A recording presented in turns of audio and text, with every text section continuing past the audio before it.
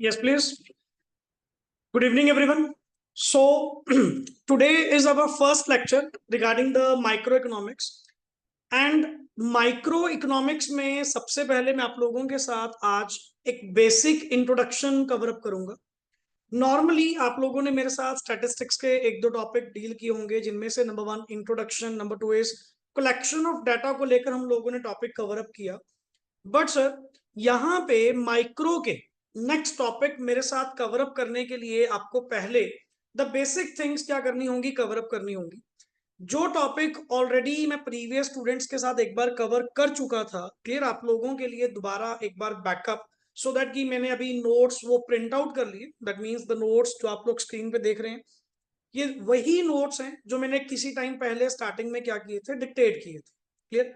So normally अब यहाँ पे आप लोगों के लिए कन्वीनियंस क्या हुआ कि आपको ये पूरा टॉपिक राइट डाउन नहीं करना पड़ेगा। आप लोगों के लिए नोट्स ऑलरेडी क्या गिवन है, 1 to 1 गिवन है।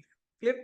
दैट मीन्स माइक्रो इकोनॉमिक्स में पहली बात, हमें बुक फॉलो करने की जरूरत नहीं पड़ेगी। ईच एंड एवरी वर्ड आपको इन नोट्स के थ्रू क्या होगा, कवर अप करवाया जाए। क्लियर। सो आज का मेरा काम डायरेक्टली फ्रॉम द असाइनमेंट ही हम क्या करने वाले हैं, टेकअप करने वाले हैं। क्लियर। सो तुम्हारे लिए कोई कॉपी वर्क नहीं है, कोई बुकिश वर्क नहीं है, साइड पर रख दीजिए। जस्ट अपना पेन आपके पास होना चाहिए। जो जो चीज यहां समझाई जाए, ईच एंड एवरी वर्ड आप लोग यहाँ पे क्या करेंगे सर, क्लियर करेंगे। जो भी डाउट्स हैं इमीडिएटली साथ के साथ क्या करिएगा, क्लियर करिए। क्लियर। बट उससे पहले मैं एक बार आपको बेसिक्स क्लियर कर दूं कि अल्टीमेट प्लस वन के सिलेबस के अंदर नॉर्मली आपको टॉपिक पार्ट में क्या क्या मिलेगा। सबसे पहले सर, आप लोगों का जो टोटल इकोनॉमिक्स का पेपर है, ये इकोनॉमिक्स का पेपर आप लोगों के लिए टोटल 100 मार्क्स के अंदर आएगा। बट सर, 100 मार्क्स का डिस्क्रिप्टिव नहीं होगा, 80 मार्क्स का पेपर। आज फर्स्ट लेक्चर है, इसीलिए आपको थोड़ा डिटेल में थोड़ा सा एक बार बता रहा हूं अल्टीमेट कि 80 मार्क्स का पेपर आप लोगों का कौन सा होने वाला है, डिस्क्रिप्टिव पार्ट में होने वाला है। एंड 20 मार्क्स की आप लोगों की क्या होगी, असेसमेंट। दैट मीन्स जो स्कूल हैंड्स में होती है, टीचर हैंड्स में होती है। सो 80 मार्क्स को डिवाइड किया गया दो पार्ट्स में, दैट मीन्स दो बुक में, जिसको हम कहते हैं part A, the main book micro economics को लेकर, and part B is all about statistics को लेकर। आप लोग मेरे साथ इस तरह से, which is equally divided, 40-40 marks के अंदर आपको पेपर में क्या होने वाली है, कवर अप होने वाली, जो as per the CBSE guidelines normally जो गिवन है। Clear. But the point is, +1 है, स्कूल लेवल बेस्ड है, तो वेटेज यहाँ पे थोड़ी बहुत टीचर्स अपने हैंड में क्या कर लेते हैं, चेंज कर लेते हैं। समटाइम्स स्टैटिस्टिक्स का पार्ट वो कम करते हुए माइक्रो का पार्ट ज्यादा कर देंगे, माइक्रो का कम करते हुए स्टैटिस्टिक्स का भी ज्यादा कर सकते हैं। क्लियर। बिकॉज +1 स्कूल बेस्ड है, बोर्ड की ओर से पेपर आपको नहीं आने वाला। हाँ, बट जिनका गवर्नमेंट स्कूल में होने वाला है, गवर्नमेंट स्कूल्स में वेटेज आपकी बिल्कुल क्या रहेगी, इक्वल रहेगी, क्योंकि पेपर वहां बाहर से बनकर आते हैं, आपको नॉलेज। प्राइवेट स्कूल्स में नॉर्मली क्या है, वो स्कूल हैंड्स में है, तो टीचर अपनी ओर से माइट भी स्टैटिस्टिक्स के कुछ टॉपिक कटवा भी दे, या माइक्रो के एक आधे टॉपिक वो कट भी कर दे, या स्कूल टू स्कूल इनमें आपको वेरिएशन देखने को मिलेगी। बट सर, यहाँ पे हम लोग अपना सीबीएसई के अकॉर्डिंग जो भी सिलेबस गोइंग ऑन है, गिवन है, ईच एंड एवरी वर्ड पूरे साल में डेकोरम में हम क्या करेंगे, कंप्लीट करेंगे along with test. Clear. So along with chapter wise test, यहाँ पे word to word each and everything क्या होगी, आप लोगों के साथ डिस्कस होगी। Clear. So let me start with my first concept. क्योंकि माइक्रो में द प्रीवियस थिंग मैंने आप लोगों के साथ कंज्यूमर इक्विलिब्रियम का हल्का सा लेक्चर एक बार स्टार्ट किया था। But in the mean while आप लोगों के लिए फायदा है कि हम लोग 2 दिन लेकर, 2 या 3 दिन, जब तक ये टॉपिक आपका वाइंड अप होगा, आप लोगों को एक बैकअप क्रिएट हो जाएगा कि सर, सबसे पहले तो आप इकोनॉमिक्स के बारे में समझाइए, इकोनॉमिक्स है क्या, इकोनॉमिक्स क्या है, इकोनॉमी का मतलब क्या है, and basically what is the economic problem. तो वो जो डीप डिस्कशन मैंने अपने स्टार्टिंग के लेक्चर्स में नॉर्मली ऑन टेबल की थी, मुझे भी उन लेक्चर्स को रिकॉर्ड करना था, तो आपकी मदद से चलो वो भी आज पॉसिबल है कि आपका उसका एक बैकअप क्या कर लेंगे, क्रिएट कर लेंगे। क्लियर। एंड नोट्स कोई अलग से नहीं है, जो नोट्स बाकी स्टूडेंट्स को डिक्टेट किए थे आपको प्रिंटेड फॉर्म में आपके पास अवेलेबल। क्लियर? इवन इसमें मैंने डायग्राम ड्रॉ करके नहीं दी, डायग्राम की स्पेस छोड़ी हुई है, बाय हैंड आप मेरे साथ इसको क्या करेंगे, कंप्लीट करें। क्लियर? सो सबसे पहले तो अगर मैं इस सब्जेक्ट की रेलेवेंस की बात करूं तो ये सब्जेक्ट सर अपने डे 1 से हमारे सिलेबस के पार्ट में बहुत इंपॉर्टेंट। दैट मीन्स अगर आप कॉमर्स की बात करते हो तो कॉमर्स में अल्टीमेट दो ही सब्जेक्ट्स हैं जो प्राइम माने जाते हैं, one is accounts and second is economics. इन दोनों के बिना नेक्स्ट आगे पूरा कॉमर्स फील्ड, क्लियर, अल्टीमेटली इनके बिना तो अधूरा है। आप ये मान के चलिए कि इनको डिटेल स्टडी करना एंड इकोनॉमिक्स का पढ़ा हुआ एक एक चैप्टर नेक्स्ट आगे आपको हर लेवल पे क्या आएगा, काम आएगा। दैट मीन्स अगर मैं बात करूं कि सिर्फ क्या +1 बेस सोचकर मैं आपको पढ़ा रहा हूं, नो। या क्या +2 लेवल के अकॉर्डिंग तैयार कर रहे हैं, नो। हम लोग नेक्स्ट आगे फ्यूचर के लिए रेडी हो रहे हैं। दैट मीन्स जो भी कॉम्पिटिटिव एग्जाम्स किसी भी ग्रेजुएशन लेवल पे, किसी भी प्रोफेशनल लेवल पे, कभी भी अगर आपके पास क्या आएंगी, कोई कॉम्पिटिटिव एग्जाम्स भी आते हैं, ये माइक्रो इकोनॉमिक्स, ये स्टैटिस्टिक्स पार्ट, इवन द +2 की इकोनॉमिक्स, +1 +2 की इकोनॉमिक्स ही बैक टू बैक आपके नेक्स्ट वाले फ्यूचर का क्या बनेगी, बेस बनेगी। सो इसीलिए मैं किसी स्कूल के अकॉर्डिंग टू नहीं चलता कि स्कूल में ये टॉपिक कट करवा दिया गया तो हम भी नहीं करेंगे, हम करेंगे। हम यहाँ पे ईच एंड एवरी टॉपिक जो एज पर द तुम्हारे नेक्स्ट आगे काम आ सकता है, ईच एंड एवरी वर्ड यहाँ पे कवर किया जाएगा। And we have lot of span of time, काफी अच्छा टाइम है, पूरा साल हमारे पास अवेलेबल है। बड़े आराम से सिलेबस क्या करेंगे, पैकअप करेंगे along with test and revision also. Clear? So यहां तो ईच एंड एवरी टॉपिक आपका क्या होगा, कवर अप होगा। लेट मी स्टार्ट, चलिए डायरेक्टली टॉपिक स्टार्ट करते हैं। और चैप्टर का नाम चेक करिए, मैंने सबसे पहले यहाँ पे क्या लिखा हुआ है, चैप्टर 1 and 2। 1 and 2 क्यों सर? किसी बुक में जैसे as per the T R Jain, mostly आपको यही बुक स्कूल में लगी होगी, तो टी आर जैन के अकॉर्डिंग टू ये जो कमिंग आप लोगों के नोट्स हैं, ये चैप्टर 1 and 2 होने वाले हैं। क्लियर? एंड एज पर अगर नॉर्मल बात की जाए किसी दूसरी बुक के अकॉर्डिंग, क्लियर, तो वहां पे माइट भी चैप्टर 1 भी हो सकता है। कंटेंट ये दोनों चैप्टर्स का मैंने मिक्स करके एक ही नोट्स में क्या कर दिया, कवर अप कर दिया, इसीलिए थोड़ा ये लेंथी भी जा रहा है। Clear? So one by one topics cover करते हैं, लेट्स स्टार्ट। पढ़िए जी, सबसे पहले द टर्म इकोनॉमिक्स इज, हाँ जी पढ़िए, टू ग्रीक वर्ड्स। पहली बात सर, इकोनॉमिक्स वर्ड, अब यहाँ पे बिल्कुल बेसिक थिंग क्या होती है कि सर ये इकोनॉमिक्स वर्ड स्टार्ट कहां से हुआ? अब इकोनॉमिक्स वर्ड स्टार्ट हुआ from the two Greek words, one is called as oikos and second is nemein. Oikos which means क्या लिखा हुआ है, household, and nemein which means क्या लिखा हुआ है, management. So in nutshell I can say that this is household management. ठीक है सर, आपको इतनी सारी एग्जांपल्स यहाँ पे मैं प्रोवाइड करूंगा, पर्टिकुलरली आपको शायद ये लगेगा कि इकोनॉमिक्स हम +1 में पहली बार पढ़ रहे हैं, बट आई थिंक सो आप अपने लेवल पे छोटे होते से ही, बचपन से ही इकोनॉमिक्स क्या करते आ रहे हैं, अप्लाई करते आ रहे हैं। वो मेरी टर्मिनोलॉजीज के थ्रू, एग्जांपल्स के थ्रू ऑटोमेटिकली आपको क्लियर हो जाएगा कि सर ठीक है, एज अ सब्जेक्ट पढ़ने को पर्टिकुलरली कब मिला, आज पढ़ने को मिला, बट अल्टीमेटली इकोनॉमिक्स तो हम कब की अप्लाई कर रहे हैं? ये जिन प्रॉब्लम्स की तुम बात कर रहे हो, इन प्रॉब्लम्स को तो हम छोटे होते से डील करते आ रहे हैं। That is problem of choice. वो तो डे 1 से हमें एक ही चीज पता है कि द रिसोर्सेज आर क्या है, scarce, and scarce resources, and ऊपर से ह्यूमन वांट्स हमारी क्या है, अनलिमिटेड। एंड कॉमन सी सेंस है कि अल्टीमेट मैं अपने स्कार्स रिसोर्सेज के थ्रू अनलिमिटेड वांट्स को कभी पूरा नहीं कर सकता, तो I have to make a choice. तो वहां पे मुझे एक चॉइस क्रिएट करनी पड़ती है कि sir which demands, which wants you want to true first, you want to complete first. That means I have to make a choice.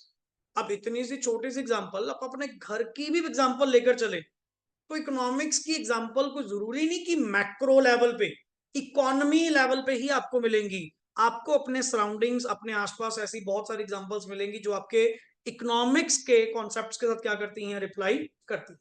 पढ़िए, thus economics means household management, and ये term जो है economics, ये first time use की गई by the doctor Marshall in 1819 in his famous book, and that is principle of economics.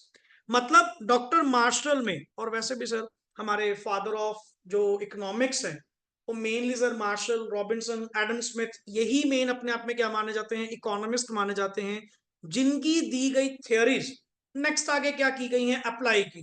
जैसे science में Newton law, अपने इकोनॉमिक्स में ये इकोनॉमिस्ट, द वेरियस इकोनॉमिस्ट ने अपनी अपनी थियोरीज क्या करी हैं, प्रोवाइड करी हैं, और इकोनॉमिक्स को एक्सप्लेन करने की कोशिश करी है कि what the actually economics is.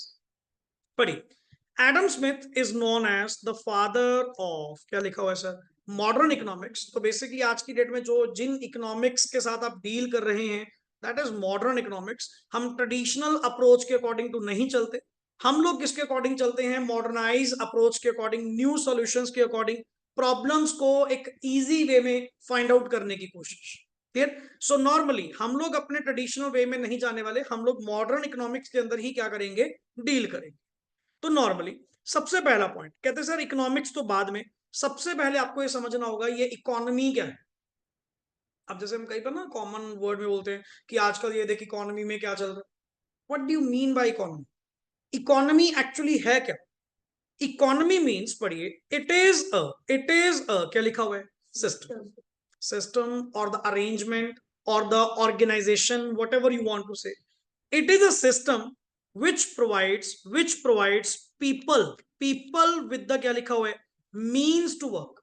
मतलब जिस सिस्टम के कारण अल्टीमेट लोग अपनी रोज की रोटी कमाते हैं और अपनी डिमांड्स को पूरा करते हैं, that all system is basically called as economy. अगर तुम समझो कि प्रैक्टिकली आप लोग देखते हो कि आप तो चलो एट प्रेजेंट स्टूडेंट वर्ल्ड में, एट प्रेजेंट आप लोग तो डे बाय डे अभी तो स्टडी टेकअप कर रहे हैं, नॉर्मली दुनियादारी आप लोग रोज देखते हैं, वही सर सुबह से मारो मार शुरू हो जाती है, भगदौड़ शुरू हो जाती है, कोई काम पे जा रहा है, कोई किस पर्पस के लिए जा रहा है, एंड अल्टीमेटली थक आकर शाम को आ रहे हैं, डिमांड्स को अपनी पूरा कर रहे हैं, दोबारा फिर नेक्स्ट आगे working day. But the point is कि सर ये व्हाट्स गोइंग ऑन, ये एक्चुअली चल क्या रहा है? क्या सिंपल सी बात, एक मेरा चीज का रिप्लाई देना, क्या जीने के लिए, अल्टीमेटली सरवाइव करने के लिए क्या कमाना जरूरी है? क्या पर्टिकुलरली हम लोग सोचें अल्टीमेटली क्या मैं अपनी डिमांड्स अपने से खुद से ऐसे नहीं पूरी कर सकता? नो सर, अल्टीमेटली अगर आपको नेक्स्ट आगे सरवाइव करना है, अगर नेक्स्ट आगे आपको अपनी अल्टीमेटली डिमांड्स पूरी करनी है, तो डिमांड्स को पूरा करने के लिए आपके पास क्या चाहिए, पैसा। पैसा मींस इनकम, एंड इनकम आपको क्या करनी पड़ेगी, जनरेट करनी पड़ेगी, एंड इनकम जनरेट करने के लिए आपको क्या करना पड़ेगा, काम करना पड़ेगा। एंड पर्टिकुलरली ये रोज की जो रोजमर्रा की जिंदगी में ये भगदौड़ जो गोइंग ऑन है, that all consist of economy. मतलब एक ऐसा ऑर्गेनाइजेशन, एक ऐसा सिस्टम जिसके अंदर रहते हुए लोग अपना काम ढूंढते हैं, काम करते हैं, इनकम अर्न करते हैं, और उस इनकम को स्पेंड कर देते हैं और अपनी वांट्स को पूरा करते हैं। That all kind of system is basically one word, that is called as economy. Clear? पढ़ी, इट इज अ सिस्टम, हाँ जी दोबारा, it is a system which provides people with the means to work and earn a living, and earn a living। earn a living का मतलब क्या हुआ? Earn a living का मतलब क्या हुआ? रोज की रोटी कमाना, that is called as earn a living. Yes, it is a framework within which economic activities of, पहली बात तो सर इकोनॉमिक एक्टिविटीज कौन कौन सी होती हैं, प्रोडक्शन, कंजम्पशन एंड इन्वेस्टमेंट। मतलब सर एक ऐसा फ्रेमवर्क, अगर सिंपल सी बात की जाए, एक ऐसा फ्रेमवर्क जिसमें रहकर अल्टीमेट हर वो लोग इकोनॉमिक एक्टिविटीज को क्या करते हैं, कंडक्ट करते हैं। अब मैं अगर सिंपल सी बात करूं कि सर मैं प्रोड्यूसर से पूछूं वो प्रोड्यूस क्यों कर रहा है, कंज्यूमर से पूछें वो कंज्यूम क्यों कर रहा है, हर पर्सन अपने अपने मोटिव के लिए इस इकोनॉमी का क्या बना हुआ है, पार्ट। अगर मैं सिंपल सी बात कहूं कि आप लोग एट प्रेजेंट इस इकोनॉमी का पार्ट हो या नहीं, क्या आपका होना इस इकोनॉमी के ऊपर इंपैक्ट क्रिएट करता है? Yes, you are doing consumption, आप मेरी सर्विसेज को क्या कर रहे हैं, कंज्यूम कर रहे हैं। तो एट प्रेजेंट ऑल्सो आपके कारण भी ये इकोनॉमी क्या है, गोइंग ऑन।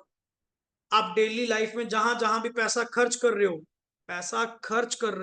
कंजम्पशन कर रहे हो, वांट्स को पूरा कर रहे हो, बट अगर कंज्यूमर ही पैसा खर्च नहीं करेगा, प्रोड्यूसर किसके लिए बनाएगा? प्रोड्यूसर नेक्स्ट किसके लिए प्रोडक्शन करेगा अगर हम लोग ही नेक्स्ट आगे कंजम्पशन नहीं करेंगे? और दूसरी बात, क्या आपके द्वारा खर्च किया गया पैसा क्या सदा मेरे पास रहेगा? क्या वो पैसा मेरे पास ही पड़ा रहेगा? मैं नहीं अपनी वांट्स को पूरा करूंगा, नेक्स्ट आगे मैं वो पैसा क्या करूंगा, कहीं और खर्च करूंगा, अपनी वांट्स को पूरा करूंगा। तो ये पैसा ऐसे ही इकोनॉमी के अंदर क्या करता रहता है, रोटेट करता रहता है। किसी के पास कोई अपना पैसा नहीं, वो पैसा आपने मुझे दिया, मेरी इनकम, मैं कहीं खर्च करूंगा, किसी की इनकम, और कॉन्टिन्यूटी में ये पैसा ऐसा ही इकोनॉमी के अंदर क्या होता रहेगा, रोटेट होता रहेगा। तो अगर मैं नॉर्मली कहूं कि सर आपसे मैंने फीस चार्ज करी, तो वो कौन सा सदा ही मेरे पास रहेगी? मेरे नेक्स्ट आगे एक्सपेंडिचर्स है, मेरा नेक्स्ट आगे रेंट है, मेरे नेक्स्ट आगे वांट्स हैं, मैं उनको पे आउट करूंगा, वो आगे कहीं पे आउट करेंगे। तो पैसा सर इस इकोनॉमी के अंदर ऐसे ही रोटेट करता रहता है। सो नॉर्मली इकोनॉमी का मतलब एक ऐसा सिस्टम जिसमें रहते हुए लोग अल्टीमेट काम करते हैं और अपनी रोज की रोटी कमाते हैं, that all consist of economy. And यहां पे आपने तीन इकोनॉमिक एक्टिविटीज यूज करी। तीन इकोनॉमिक एक्टिविटीज में कौन कौन आया? Number one is production, number two is consumption, and number third is investment. Clear? Normally अगर मैं इनके एजेंट्स की बात करूं, तेरा coming word, sir who are called as economic agents? Simple, इन एक्टिविटीज को परफॉर्म करने वाले, इन इकोनॉमिक एक्टिविटीज को परफॉर्म करने वाले। अच्छा, why they are called as economic activities? Why they are normally activities क्यों नहीं कहा आपने, इकोनॉमिक एक्टिविटीज कहा? बिकॉज इनको करने का मोटिव कहीं ना कहीं प्रॉफिट मेकिंग, कहीं ना कहीं सेटिस्फेक्शन मेकिंग, कहीं ना कहीं, अब लाइक इन्वेस्टमेंट करने का मोटिव क्या होगा? What do you mean by investment? Investment करने का मोटिव क्या होगा? पैसा कमाना। प्रोड्यूसर ने अगर कोई पर्टिकुलर गुड्स बनाई, उन गुड्स को क्यों बनाया? बेचने के लिए। कंज्यूमर ने अगर गुड्स के ऊपर पैसा खर्च करा, क्यों करा? सेटिस्फेक्शन लेने के लिए। मतलब everybody, everybody in this economy who is working, who is performing these economic activities, they are doing for itself. वो अपने लिए कर रहे हैं। आप एक सिंपल सी बात, कंजम्पशन हम लोग करेंगे तो अपने लिए करेंगे, किसी के लिए थोड़ी करेंगे। मुझे अपनी वांट्स को क्या करना है, पूरा करना है, तो मुझे ही कंजम्पशन एक्टिविटी करनी पड़ेगी। प्रोड्यूसर ने अगर पैसा कमाना है तो उसको प्रोडक्शन करनी पड़ेगी। इन्वेस्टर ने अगर कोई इनकम जनरेट करनी है तो इन्वेस्टमेंट करनी पड़ेगी। So every person who take economic decisions, जो ये इकोनॉमिक डिसीजंस को लेते हैं, that persons are basically called as, उनको हम क्या बोलते हैं, इकोनॉमिक एजेंट्स। क्लियर? पढ़िए नेक्स्ट इज, हाँ जी, मीनिंग ऑफ इकोनॉमिक्स पढ़िए। It is a social science, just wait एक मिनट, हाँ जी माशू, अभी नहीं, मैं या तो आफ्टर क्लास कॉल करता हूँ। हाँ, क्लियर? मीनिंग ऑफ वर्ड पढ़िए, क्या लिखा हुआ है, economics. Yes please. It is a social science, हाँ जी। अच्छा, सोशल साइंस ऑफ क्या लिखा हुआ है? कहते सर इकोनॉमिक्स कुछ नहीं, अल्टीमेट एक सोशल साइंस है, ह्यूमन बिहेवियर। अगर तुम देखो एक्चुअली इकोनॉमिक्स का मतलब क्या होता है, ह्यूमन बिहेवियर को स्टडी कर। कि जब लेट इट बी, अगर मैं कंज्यूमर की बात करूं, कंज्यूमर के पॉइंट से the word goes demand. Consumer के लिए वर्ड क्या चलता है, डिमांड। क्लियर? क्योंकि कंज्यूमर अपनी वांट्स को पूरा करने के लिए गुड्स की क्या क्रिएट करता है, डिमांड।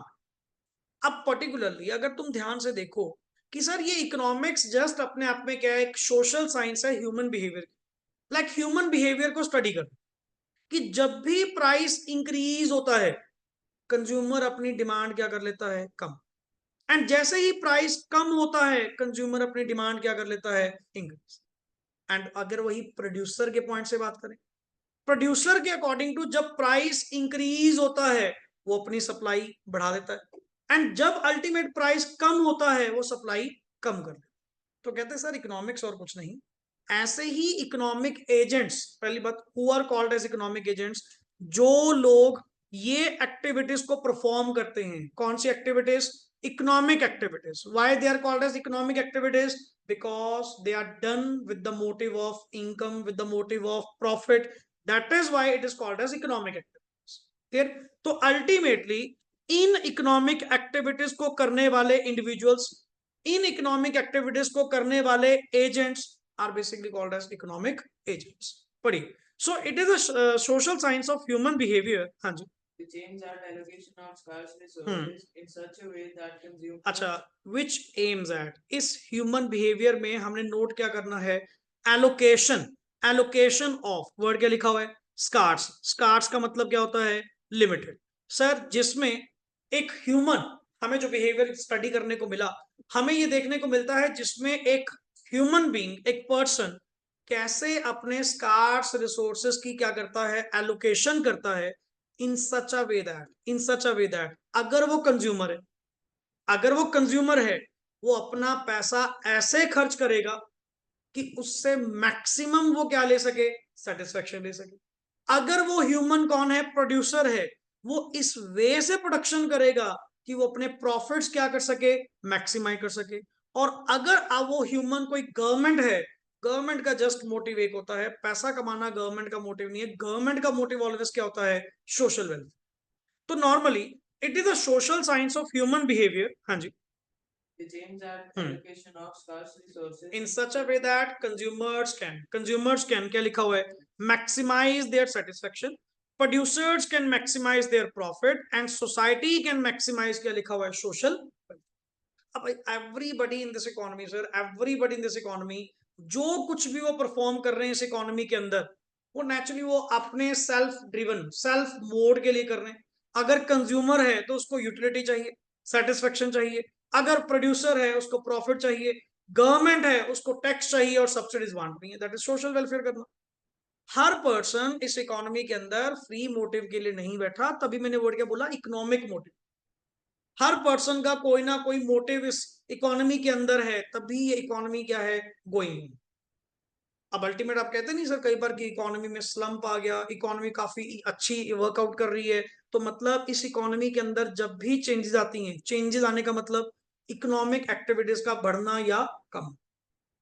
अब अल्टीमेट एक चीज बता, सिंपल सी बात, कंज्यूमर जितना ज्यादा पैसा खर्च करेगा, कंजम्पशन जितनी ज्यादा होगी, उतनी ये तेरी इकोनॉमी क्या करेगी, डे बाय डे एक्सपैंड करेगी। अगर मैं नॉर्मली सर 19 सेंचुरी की बात कर लूं या नेक्स्ट आगे 20th सेंचुरी की जो चल रही है, आपको बहुत फर्क देखने को मिलेगा। 19s में कुछ और हुआ करता था, 2000s में कुछ और है, एंड आज की डेट में तो नेचुरली डे बाय डे लोगों का खर्च करने का पैटर्न ही काफी क्या हो चुका, चेंज, जैसे specially after corona, after particularly corona की अगर बात की जाए तो लोगों का एक्सपेंडिचर का पैटर्न बहुत इंक्रीज हो गया। इतना लोग आई थिंक सो पहले कभी खर्च नहीं किया करते थे जितना नेक्स्ट आगे लोगों ने खर्च करना शुरू कर दिया।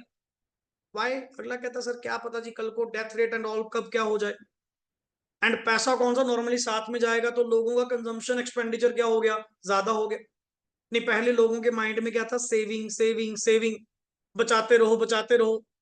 एंड अल्टीमेटली जब आपने देखा कि इकोनॉमी में इतने बड़े पैंडेमिक्स आते हैं, तो अल्टीमेटली लोगों ने क्या करा, अपना ट्रेंड चेंज कर दिया कि जो खा पी लिया ठीक है बढ़िया, जो कंजम्पशन कर ली वो यही है, नेक्स्ट आगे साथ कुछ नहीं जाएगा। लोगों ने इस चीजों को बड़ा घूमना फिरना बड़ा स्टार्ट कर दिया, एंड तेरी इकोनॉमी जस्ट एंड जस्ट एक वर्ड से चलती है, that is consumption.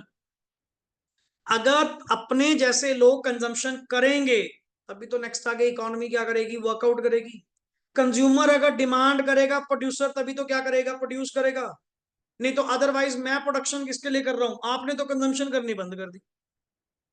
And simple सी बात, अगर कहीं तेरी डिमांड सप्लाई के अंदर कोई डिसइक्विलिब्रियम आया, लेट इट बी सप्लाई ज्यादा हो गई, डिमांड कस्टमर की कम है, सर ये इकोनॉमिक बैलेंस जो है वो आपका हिल जाएगा, तभी आपके डिसइक्विलिब्रियम मार्केट में क्या होते हैं, अकर होते हैं। कोशिश तो ये होती है कि इन इकोनॉमिक्स बिहेवियर को, इन ह्यूमन बिहेवियर को स्टडी किया जाए कि कौन से कंज्यूमर किस प्राइस पे कितना सामान लेने को राजी हैं, तो प्रोड्यूसर वही बने, सो दैट कि हम लोगों की वांट्स क्या होती रहे, पूरी होती रहे, स्कार्स रिसोर्सेस क्या होते रहे, प्रॉपरली एलोकेट होते रहे।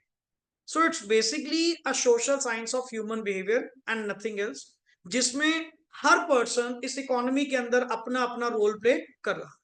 अगर कंज्यूमर की बात करें उसको अपनी सेटिस्फेक्शन की पड़ी है, प्रोड्यूसर की बात करें तो उसको अपने प्रॉफिट की पड़ी है, और गवर्नमेंट की बात करें तो उसको अपने सोशल वेलफेयर की पड़ी। But every person the working in economy is doing for his own, वो अपने लिए ही काम कर रहे हैं, किसी के लिए काम नहीं कर रहे हैं। आगे चलिए, नॉर्मली अब अगर मेरे पे एग्जांपल लगाओ कि मैं नॉर्मली कह दूं एक डिग्री ऑब्टेन करने के बाद डेली लाइफ में हम डेली कोई ना कोई एक्टिविटीज परफॉर्म कर रहे हैं, तो मैं क्या किसी के लिए परफॉर्म कर रहा हूं? मैं अपने लिए परफॉर्म कर रहा हूं। एंड इनकम जनरेट करते हुए किसकी वांट्स पूरी हो रही हैं? मेरी वांट्स पूरी हो रही हैं। मेरे पास वो पैसा अवेलेबल है कि नेक्स्ट आगे मुझे कभी भी कोई चीज चाहिए तो मुझे किसी के ऊपर डिपेंडेंट होने की जरूरत नहीं। समझे ना पॉइंट? तो अल्टीमेटली एट सम स्टेज जब आप पढ़ लिख जाएंगे, जब आप एक डिग्री होल्डर हो जाएंगे, नेक्स्ट आगे जॉब में जाएंगे, बिजनेस करेंगे, व्हाटएवर, आप भी नेक्स्ट आगे अपनी लिविंग अर्न करना शुरू करेंगे। नहीं तो मेरा एक सिंपल सा सवाल है, क्या सर कमाना जरूरी है? हर पर्सन इस इकोनॉमी की भागदौड़ में लगा हुआ है एंड अल्टीमेटली सुबह से लेकर शाम तक एक ही चीज के पीछे लगे हुए हैं, पैसा। वाई? उसका कारण, उसका कारण क्या है? कारण है कि रिसोर्सेज हमारे पास क्या है? स्कार्स। मीन्स हमारे पास क्या है? स्कार्स। और ह्यूमन वांट्स अपनी क्या है? अनलिमिटेड। तो अल्टीमेटली आप जब भी देखो, अल्टीमेट आपकी विशेष तो बहुत है, बट हम हर विश को पूरा नहीं कर सकते, बिकॉज उन विशेष को पूरा करने के लिए, उन वांट्स को पूरा करने के लिए क्या चाहिए? रिसोर्सेज। एंड वो रिसोर्सेज नहीं है। अगर मेरे पास उतने रिसोर्सेज हो, एक सिंपल सा वर्ड, अगर रिसोर्सेज अनलिमिटेड हो, इकोनॉमिक्स अप्लाई ही नहीं, क्योंकि रिसोर्सेज का लिमिटेड होना ही इकोनॉमिक्स का सबसे पहला पॉइंट। कि सर अगर मैं कह दूं जी मेरे पास तो रिसोर्सेज ही अनलिमिटेड है, मेरे पास तो किसी चीज की कमी ही नहीं है, तो तेरे में ऐसा ह्यूमन बिहेवियर देखने को नहीं मिलेगा, तुम्हारे पे इकोनॉमिक्स कभी अप्लाई होगी। इकोनॉमिक्स अप्लाई होने का मतलब ही क्या है? First thing is resources are क्या है? स्कार्स। पढ़िए वही चीज कि मीनिंग ऑफ स्कार्सिटी का मतलब क्या है, पढ़िए जी। Yes please. इन इकोनॉमिक्स, हाँ जी थोड़ा loudly. It means limitation of supply of limitation of किस चीज की? Supply of a commodity. Supply of a commodity in relation to its word के लिखा हुआ है डिमांड। कि अल्टीमेटली जितनी उस कॉमोडिटी की डिमांड है ना सर, क्लियर, अल्टीमेटली उतने के बराबर आपकी उसकी सप्लाई नहीं। मतलब the demand is greater then the supply. अब एक चीज बताओ, सिंपल सी बात, पंचकुला में या चंडीगढ़ में इतनी प्रॉपर्टी महंगी होने का कारण क्या? डे बाय डे आप लोग चेक करते हैं, जो प्रॉपर्टी पहले लैक्स में थी वो किस में होगी? करोड़ में प्रॉपर्टी चलेगी। शोरूम्स, बड़ी बड़े घर जो नॉर्मली हैं, कोई भी प्लेस एक नॉर्मल मैन के लिए तो पॉसिबल ही नहीं रहा, इतना महंगा हो गया। उसका कारण क्या? सरकार महंगा कर रही है? कौन महंगा कर रहा है? कौन महंगा कर रहा है? वही चीज तो जानने वाली, कि अल्टीमेटली अगर सरकार नहीं महंगा कर रही तो उसको महंगा कौन कर रहा है? महंगी कर रही है उसकी डिमांड। कितने लोग आउटसाइड द स्टेट निकल निकल कर कहां पे शिफ्ट कर रहे हैं? इन स्टेट्स में, चंडीगढ़ में, पंचकुला में, नियर बाय एरियाज में, अब पर्टिकुलरली सारा का सारा हिमाचल, अदर स्टेट्स के कितने लोग पर्टिकुलर निकल कर कहां पे माइग्रेट कर रहे हैं? चंडीगढ़ में या ट्राई सिटी में। तो नेचुरली सर ट्राई सिटी की प्रॉपर्टी ऑटोमेटिकली महंगी होगी। महंगी होने का कारण क्या है? इतनी उसकी सप्लाई नहीं है जितनी उसकी क्या है? डिमांड। तभी तुम वर्ड क्या बोल रहे हो कि सर आप इसको अगर इकोनॉमी के पॉइंट से देखो, आप लोगों के कारण ही इस प्रॉपर्टी के रेट क्या हुए? इंक्रीज। एंड उसका कारण क्या था? सर आप लोगों की बढ़ती डिमांड। हर कोई पर्सन आता जी कहता है मुझे 200 गज का प्लॉट चाहिए या 400 गज का प्लॉट चाहिए। कहां से लादे प्लॉट? जमीन तो वही है, सप्लाई तो क्या है? रिस्ट्रिक्टेड है। सप्लाई तो क्या है? स्कार्स है, लिमिटेड है। अब लिमिटेड रिसोर्सेज के द्वारा हम सबकी वांट्स तो पूरा कर नहीं पाएंगे, तो ultimately day by day properties के रेट भी क्या होते जा रहे हैं? इंक्रीज होते जा रहे हैं। तभी वर्ड क्या कहा गया कि सर जब आपके रिसोर्सेज क्या होते हैं? Scarce. In relation to word क्या लिखा हुआ है? Demand for them. कि अल्टीमेटली जब उसकी डिमांड के साथ कंपेयर किया जाए, एक चीज बताओ, जिस थिंग्स की मार्केट में इतनी डिमांड ही नहीं, इतनी डिमांड ही नहीं, क्या उस केस में भी कहोगे supply restricted? Supply restricted word कब यूज करेंगे? लिमिटेड वर्ड कब यूज करेंगे? लिमिटेड वर्ड तब यूज करेंगे जब उसको कंपेयर किया जाए with respect to the demand. कि सर जितनी भर भर कर क्या निकल कर आ रही है? डिमांड निकल कर आ रही है, इतने गुड्स तो मेरे पास अवेलेबल ही नहीं है। And in that case the economic problem will arise. कि सर यहाँ पे आपको कहीं ना कहीं सॉर्ट आउट करना पड़ेगा, डिमांड, बढ़ती डिमांड को कौन कंट्रोल करे? पढ़िए sir, it is excess of, हाँ जी, demand over available supply, that is demand of resources is greater than, क्या लिखा हुआ है, supply of resources. So scarcity of resources is the word, क्या लिखा हुआ है, फंडामेंटल इकोनॉमिक प्रॉब्लम, जिसके कारण, सुन ध्यान से, ये इकोनॉमिक प्रॉब्लम नहीं, जिसके कारण नेक्स्ट आगे इकोनॉमिक प्रॉब्लम जनरेट होती है, उसका one of the main reason, the fundamental reason कौन है, रिसोर्सेज आर स्कार्स. मतलब पॉइंट चेंज, अगर मैं कह दूं अल्टीमेटली कि सर रिसोर्सेज तो मेरे पास क्या है जी, अनलिमिटेड है, इकोनॉमिक सप्लाई नहीं होगी, क्योंकि इकोनॉमिक्स अप्लाई ही कब होती है, जब रिसोर्सेज आपके पास क्या होते हैं, स्कार्स. पढ़िए next is which is faced by क्या लिखा हुआ है, every economy. What it means, क्या ये प्रॉब्लम सिर्फ इंडिया में देखने को मिलती है? सर आप किसी कंट्री में चले जाओ, किसी भी कंट्री में अगर आप लोग जाएंगे तो आपको ये इकोनॉमिक प्रॉब्लम फेस करने को मिलेगी ही मिलेगी, चाहे आप कह लो कनाडा, ऑस्ट्रेलिया, अमेरिका, किसी भी कंट्री की बात कर लो सर, हर इकोनॉमी के अंदर आपको ये प्रॉब्लम्स देखने को मिलती. These are the fundamental problem sir. And resources हर जगह ही क्या है, हर जगह ही अपने आप में क्या है, स्कार्स हैं सर. अब ले तेरे लिए प्रैक्टिकल एग्जांपल, जैसे आजकल कई स्टेट्स में वाटर यूसेज को लेकर डे बाय डे क्या लगाई जा रही है, रिस्ट्रिक्शन लगाई जा रही है. हरियाणा में तो डे वन से सख्ताई थी. हरियाणा में तो आज भी आप ओपनली पानी की वेस्टेज कर ही नहीं सकते सर, 1 मिनट से पहले आपका चालान कट कर देंगे वो, अगर पानी की वेस्टेज देखी गई, क्योंकि हरियाणा के पास तो पहले ही पानी नहीं. दिल्ली में कई ऐसे एरियाज हैं जहां पे पानी की सप्लाई ही नहीं है. अब डे बाय डे पंजाब ने भी क्या करना शुरू कर दिया, रेस्ट्रिक्शन लगानी शुरू कर दी कि सर बचा लो अगर पानी बच सकता है, अदरवाइज जो चीज आप फ्री में मिल रही है ना, कल को यही चीज पैसे देकर खरीदनी पड़ेगी.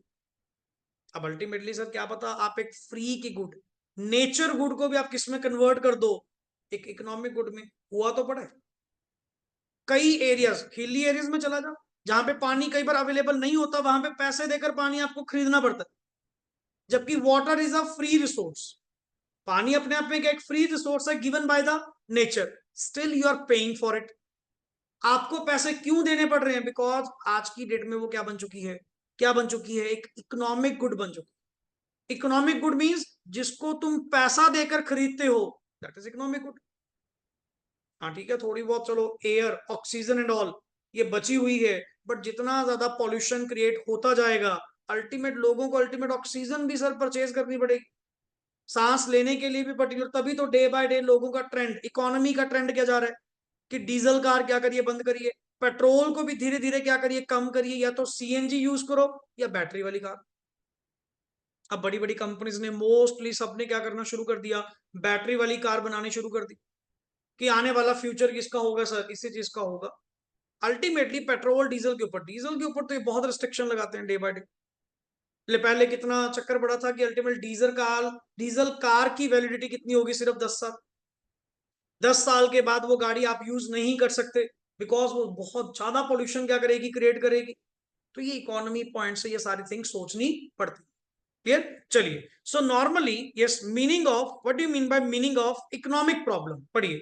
Economic problem basically is a problem of making a choice. Main चीज, पहली बात तो इकोनॉमिक प्रॉब्लम क्या है, that is problem of choice. What do you mean by problem of choice, क्या मतलब होगा इसका, प्रॉब्लम ऑफ चॉइस मींस, बताइए. What do you mean by problem of choice, आपसे पूछ रहा हूं, what it means, problem of choice का मतलब क्या होगा. कभी सुना नहीं इकोनॉमिक्स पहले, कभी फर्स्ट टाइम सुन रहे हो, नाइन्थ में बिल्कुल नहीं स्टडी करा आप लोगों ने क्या. प्रॉब्लम ऑफ चॉइस बच्चे मींस कि आपको out of the total you have to make a choice for which want you have to utilize the resources first. एक तरफ तो कह रहा है कि रिसोर्सेज मेरे क्या हैं, लिमिटेड, और दूसरी तरफ कह रहा है कि मेरे ह्यूमन वांट्स क्या हैं, अनलिमिटेड. कॉमन सेंस है, लिमिटेड रिसोर्सेज के द्वारा अनलिमिटेड वांट्स को पूरा नहीं किया जा सकता, तो कौन सी वांट को पहले पूरा करना है वो आपको सोचना पड़ेगा, वो आपको चॉइस करनी पड़ेगी. अब आप कह रहे हो जी मैंने तो ये पहली बार सुना, मैं अगर तुमसे कहूं ये बचपन से तुम अप्लाई करते आ रहे हो चीज, घर वालों ने पर्टिकुलरली, आप पास हुए, रिजल्ट आया, कहते तेरे को गिफ्ट दिलाना है, बोल क्या लेगा, भाई इतनी बड़ी लंबी लिस्ट. ये दिला दो, वो दिला दो, ये दिला दो, ये भी, ये भी, ये भी। कहते बेटे चीज एक मिलेगी। फिर आप क्या करते हो ultimately, out of the total उसमें से सबसे जो आपकी नजदीक होती है, जो सबसे ज्यादा आपके लिए अच्छी होती है, या जो सबसे ज्यादा तुम्हारे लिए क्या लेकर आएगी, सेटिस्फेक्शन लेकर आएगी, आप उसको सिलेक्ट नहीं करते। दैट मीन्स अगर मैं तुम्हें कहता पहली बात, ये प्रॉब्लम आई क्यों, पार्टिसिपेट करो, ये प्रॉब्लम आई क्यों, इसका कारण क्या था, कि आपको रिसोर्सेज क्या कर दिए गए, लिमिटेड। एंड लिमिटेड का मतलब क्या हुआ, क्या मैंने ये कहा था सारी ले लो, मैंने क्या कहा था, आउट ऑफ द टोटल एक मिलेगी। अगर ये बात ही नहीं है, अगर मैं कह दूं सारी मिलेंगी, क्या तुम इकोनॉमिक्स अप्लाई करते, क्या कोई प्रॉब्लम ऑफ चॉइस आती, क्या तुम्हें आउट ऑफ द टोटल किसी को सिलेक्ट करना पड़ता, सब कुछ तो मिल रहा। मैंने वर्ड क्या कहा कि आउट ऑफ द टोटल एक चीज मिलेगी। फिर तुमने क्या करा, इन्होंने रिसोर्सेज तो क्या कर दिए, पेरेंट्स ने फिक्स कर दिए, मिलेगी तो एक चीज मिलेगी। अब मुझे बताना है कि कौन सी। That means I have to make selection. Selection out of what, the total wants. क्योंकि इतनी बात तो मुझे भी क्लियर हो चुकी थी, सारी ये दिलवाने नहीं वाले, सारी गुड्स ये दिलवाने नहीं वाले, कि इनमें से चीज तो एक दिलवाएंगे। अब तू बता इनमें से क्या ले। फिर आप वो डिसीजन कैसे चूज करते हो, कैसे चूज करते हो पर्टिकुलरली कि अल्टीमेट सर इतने पैसे देंगे, इतने पैसों में ये चीज आएगी, मिलेगी भी एक चीज, तो कौन सी आइटम ले। जहां से मैक्सिमम सेटिस्फेक्शन आप लोगों को मिलती है, नेचुरली नेचुरली आप उन गुड्स को पहले लेना पसंद करते हैं। That is basically called as problem of choice. That means making selection out of the total. जब आपने उन गुड्स को क्या करा, सिलेक्ट करा, that is basically called as problem of choice. अगर तेरे रिसोर्सेज ही क्या होते, अनलिमिटेड होते, क्या तुम्हें कुछ चॉइस करनी पड़ती, क्या तुम्हें सोचना भी पड़ता, तू ये बता। सर ये इकोनॉमिक्स एंड ऑल कुछ भी अप्लाई ना होता अगर रिसोर्सेज क्या होते, अनलिमिटेड होते। पढ़िए, yes, choice of the manner, हाँ जी, in which limited resources are disposed of to satisfy unlimited human wants. Yes, thus it is basically a problem of, क्या लिखा हुआ है, scarcity of resources on, on किस पे, one hand, and also that resources can be put to, word क्या लिखा हुआ है, ऑल्टरनेटिव यूजेस। रिसोर्सेज कम है और ऊपर से रिसोर्सेज के यूज कई है। For example money. एक चीज बताओ, मनी अपनी आप में, मनी आज की डेट में अपने आप में क्या है, मनी भी तो अपने आप में रिसोर्स है। अब पैसा कहीं भी यूज कर लो, बट पॉइंट ये ना कि हर जगह तो यूज हो नहीं पाएगा, इतना पैसा नहीं है। क्यों, रिसोर्सेज आपके पास क्या है, मनी आपके पास क्या है, लिमिटेड। तो अल्टीमेटली सर आपको, और ऊपर से इस मनी के इस रिसोर्स के क्या है, ऑल्टरनेटिव यूजेस। और अल्टरनेटिव यूजेस होना, यही तो प्रॉब्लम क्रिएट कर रहा है कि सर मुझे आउट ऑफ द टोटल मुझे क्या करनी पड़ेगी, सिलेक्शन करनी पड़ेगी, मैं अपना पैसा कहां लगाऊं, सो दैट कि I can get the maximum satisfaction out of it. कहीं ऐसा ना हो कि मैं पैसा वेस्ट कर दूं, कहीं ऐसा ना हो कि पैसा मैंने लगाया बट उसकी उतनी यूटिलिटी, उतनी सेटिस्फेक्शन मुझे नहीं मिली, पैसा भी गया और वांट्स पूरी भी नहीं हुई। अब फॉर एग्जांपल कई बार नॉर्मली क्या होता है, आप पैसा खर्च करते हैं, आप अपने लेवल पे भी डेली स्पेंडिंग करते हैं, पैसा यूज करते हैं। आपने लेटेड भी कहीं एक मूवी पे पैसे लगाए, टिकट परचेज करी, 250 रुपए की टिकट, मूवी देखने गए, एंड आते ही आपका चेहरा, आपके रिव्यूज बता देते हैं कि आपको पैसा खर्च करना सही रहा या गलत रहा। आप आते रिव्यू देते हैं, यार बड़ी अच्छी मूवी, मजा आ गया, बहुत दोबारा देखने लायक है, वन टाइम वॉच नहीं है, नेक्स्ट टाइम भी। मतलब सर आपको उस पैसा खर्च करने से क्या मिली, मैक्सिमम सेटिस्फेक्शन मिली। और एक वो भी होता है कि हमने पैसे लगाए और बाहर आती एंटायरली वेस्ट, यार कुछ नहीं, पहले प्रिडिक्टेबल था, ऐसा था वैसा था, उल्टा पैसे खराब करे, यहां भी गए और इसके भला तो कुछ और कर लेते, मैंने तो 250 रुपए ऐसे ही खराब कर दिए। सो अल्टीमेटली अल्टीमेटली वहां पे पॉइंट क्या है, क्योंकि रिसोर्सेज आपके पास क्या थे, लिमिट।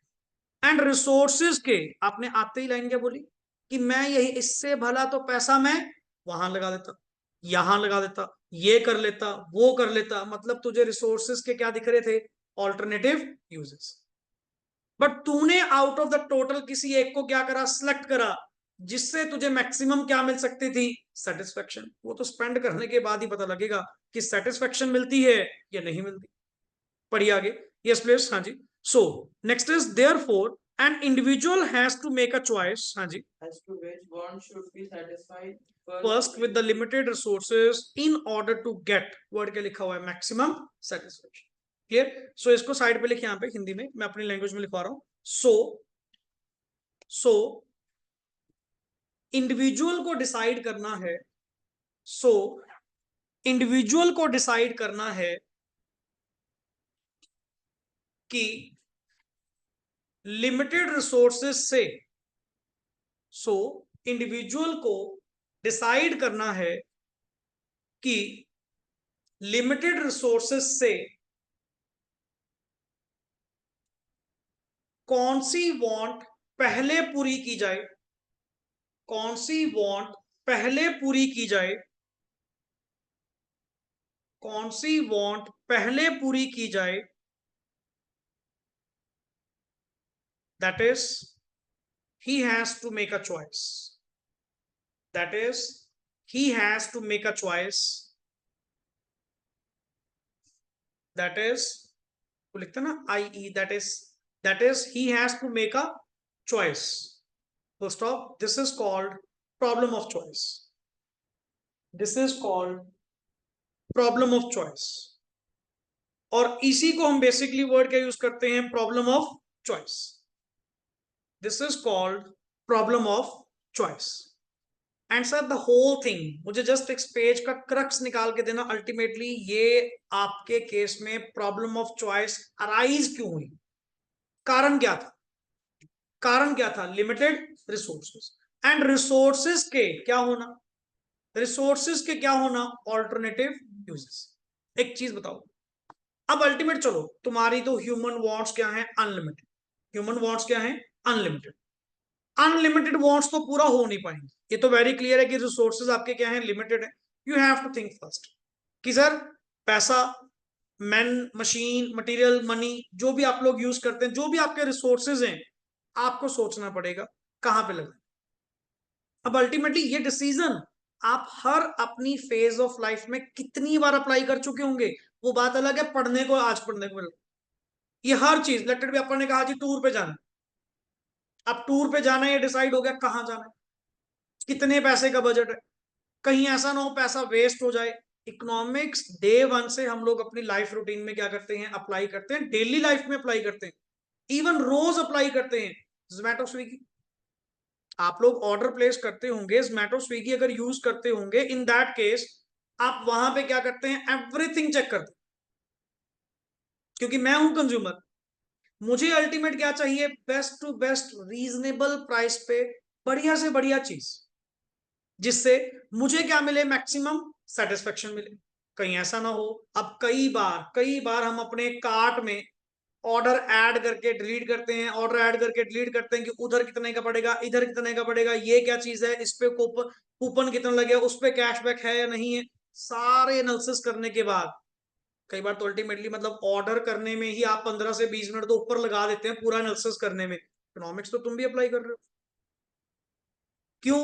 कई बार पर्टिकुलरली जब आपने एक ऑर्डर को कार्ट में डाला, उस पे एक्स्ट्रा चार्जेस आए, दिस वहां पे platform fees I and all, sir आपको उसकी वर्थ नहीं लगी, आपने इमीडिएटली कार्ट में से उसको क्या कर दिया, डिलीट कर दिया, आपने वांट क्या कर ली, चेंज कर ली, क्यों? वो मेरे बजट से बाहर होगी। पहली बात, सबसे पहली चीज क्या होती है, आप अपने रिसोर्सेज डिसाइड करते हैं कितने पैसे लगते, कि सर मेरे पास तो 150 रुपीज है, 150 रुपीज तक का अगर कोई ऑर्डर होता है तो उतना ऑर्डर कर लो। अब जो मान लो सपोज थिंग्स जिनमें रिसोर्सेज ही क्या चाहिए ज्यादा, 200 300 400, क्या उन ऑप्शंस को कभी आप लोगे? ऑप्शंस कौन सी होनी चाहिए, ऑप्शंस कौन सी होनी चाहिए जो उस फ्रेम के अंदर आती है, उस बजट के अंदर आती है। अब लेटेड भी एक चीज बता, पैसे तेरे पास 150 एंड सुपने ले रहा है 500 की चीज के, वो तो आई थिंक सो गलती तुम्हारी है ना, आपको अपना बजट ही नहीं पता, अल्टीमेटली बजट मेरा कितना है 150 एंड ऑप्शंस कितनी है। आप कई बार शॉपिंग के लिए जाते हैं, दुकानदार आपको जस्ट एक दो चीज दिखाते ही वो रैंडमली क्वेश्चन पूछेगा, सर बुरा मत मानना, अपना बजट कितना है, व्हाई ही इज आस्किंग, उसने क्यों पूछा कि आपका बजट कितना है? कहीं ऐसा ना हो ना कि बजट आपका कम हो, मैं आपको ज्यादा के आइटम में दिखाऊं, एंड बजट आपका ज्यादा हो, मैं एमी आपको छोटी मोटी आइटम दिखाई जा रहा हूं, तो सर क्या मैं आपका बजट जान सकता? नॉर्मली कॉमन कॉमन प्रोड्यूसर कई बार पूछते हैं, दुकानदार कई बार पूछते हैं कि सर मतलब कितना बजट है आपका, किस रेंज में आप ये चीज देख रहे हैं? अच्छा एटलीस्ट एग्जैक्ट बजट ना सही, रेंज बता दो। जैसे मान लो सपोज आप एक गाड़ी देखने गई, गाड़ी देखते टाइम भी सेल्समैन सबसे पहले आपसे क्या पूछेगा, सर आपका बजट क्या है? मैं कह यार मैं अंडर 10 लाख में गाड़ी देख रहा हूँ, तो नेचुरली वो तुमसे ऊपर की तो बात ही नहीं करेगा, समझे ना? और दूसरी बात, आप कभी भी देखना, ऐसा सेल्समैन जो आपसे डील कर रहा है वो आपसे बजट पूछेगा, आप कह रहे हो बजट की तो कोई बात ही नहीं है सर, बजट की तो कोई बात नहीं है, आप जितने मर्जी वाली कार दिखाओ ना, तो अगर छोटी दिखा रहा हूं तो दिक्कत, बड़ी दिखा रहा हूं तो दिक्कत, बिकॉज आप ही सॉर्टेड नहीं हो। वो पता क्या कहेंगे, सर पहले आप अपनी वांट सेटिस्फाई करो, अल्टीमेट आपकी वांट है क्या, आपको चाहिए क्या? क्योंकि जैसा जैसा मुझे आप बाइफरकेट करेंगे, मैं अकॉर्डिंग टू दैट अपनी गुड्स क्या कर पाऊंगा, आपको पेश कर पाऊंगा। नहीं तो अल्टीमेटली आपकी रिक्वायरमेंट बिना जाने मैं आपकी वांट सेटिस्फाई कर ही नहीं सकता। And same thing comes across कि यहां पे आपको लिमिटेड रिसोर्सेस के द्वारा अनलिमिटेड वांट्स को पूरा करना है, बट सारी wants at the same time पूरा नहीं होंगी। You have to make a choice, make a choice of what, which want to be completed first, कौन सी वांट आपको सबसे पहले पूरी करनी है। और इतनी श्योरिटी है, प्रैक्टिकली कह रहा हूं, तुमने अपनी लाइफ में करा होगा, अगर तेरे माइंड ने एक बार में क्या कहा, मुझे 5 चीज चाहिए, और घर वाले कहते हैं एक दिलाएंगे, विद इन अ मिनट 5 में से एक सिलेक्ट हो जाती है। क्यों सिलेक्ट हो जाती है, कैसे सिलेक्ट हो जाती है, उसका कारण क्या है? बिकॉज मेरा माइंड एट दैट टाइम किस चीज को ऑप्ट करता है, किस चीज को सिलेक्ट करता है, सबसे जरूरी क्या है, सबसे इंपॉर्टेंट क्या है, पहले वो वांट पूरी करो। मैं क्या, अच्छा 2 मिनट पहले तो क्या कह रहा था, मेरे को पांचों चीज चाहिए, अब कह रहा है बस ये दिला दो।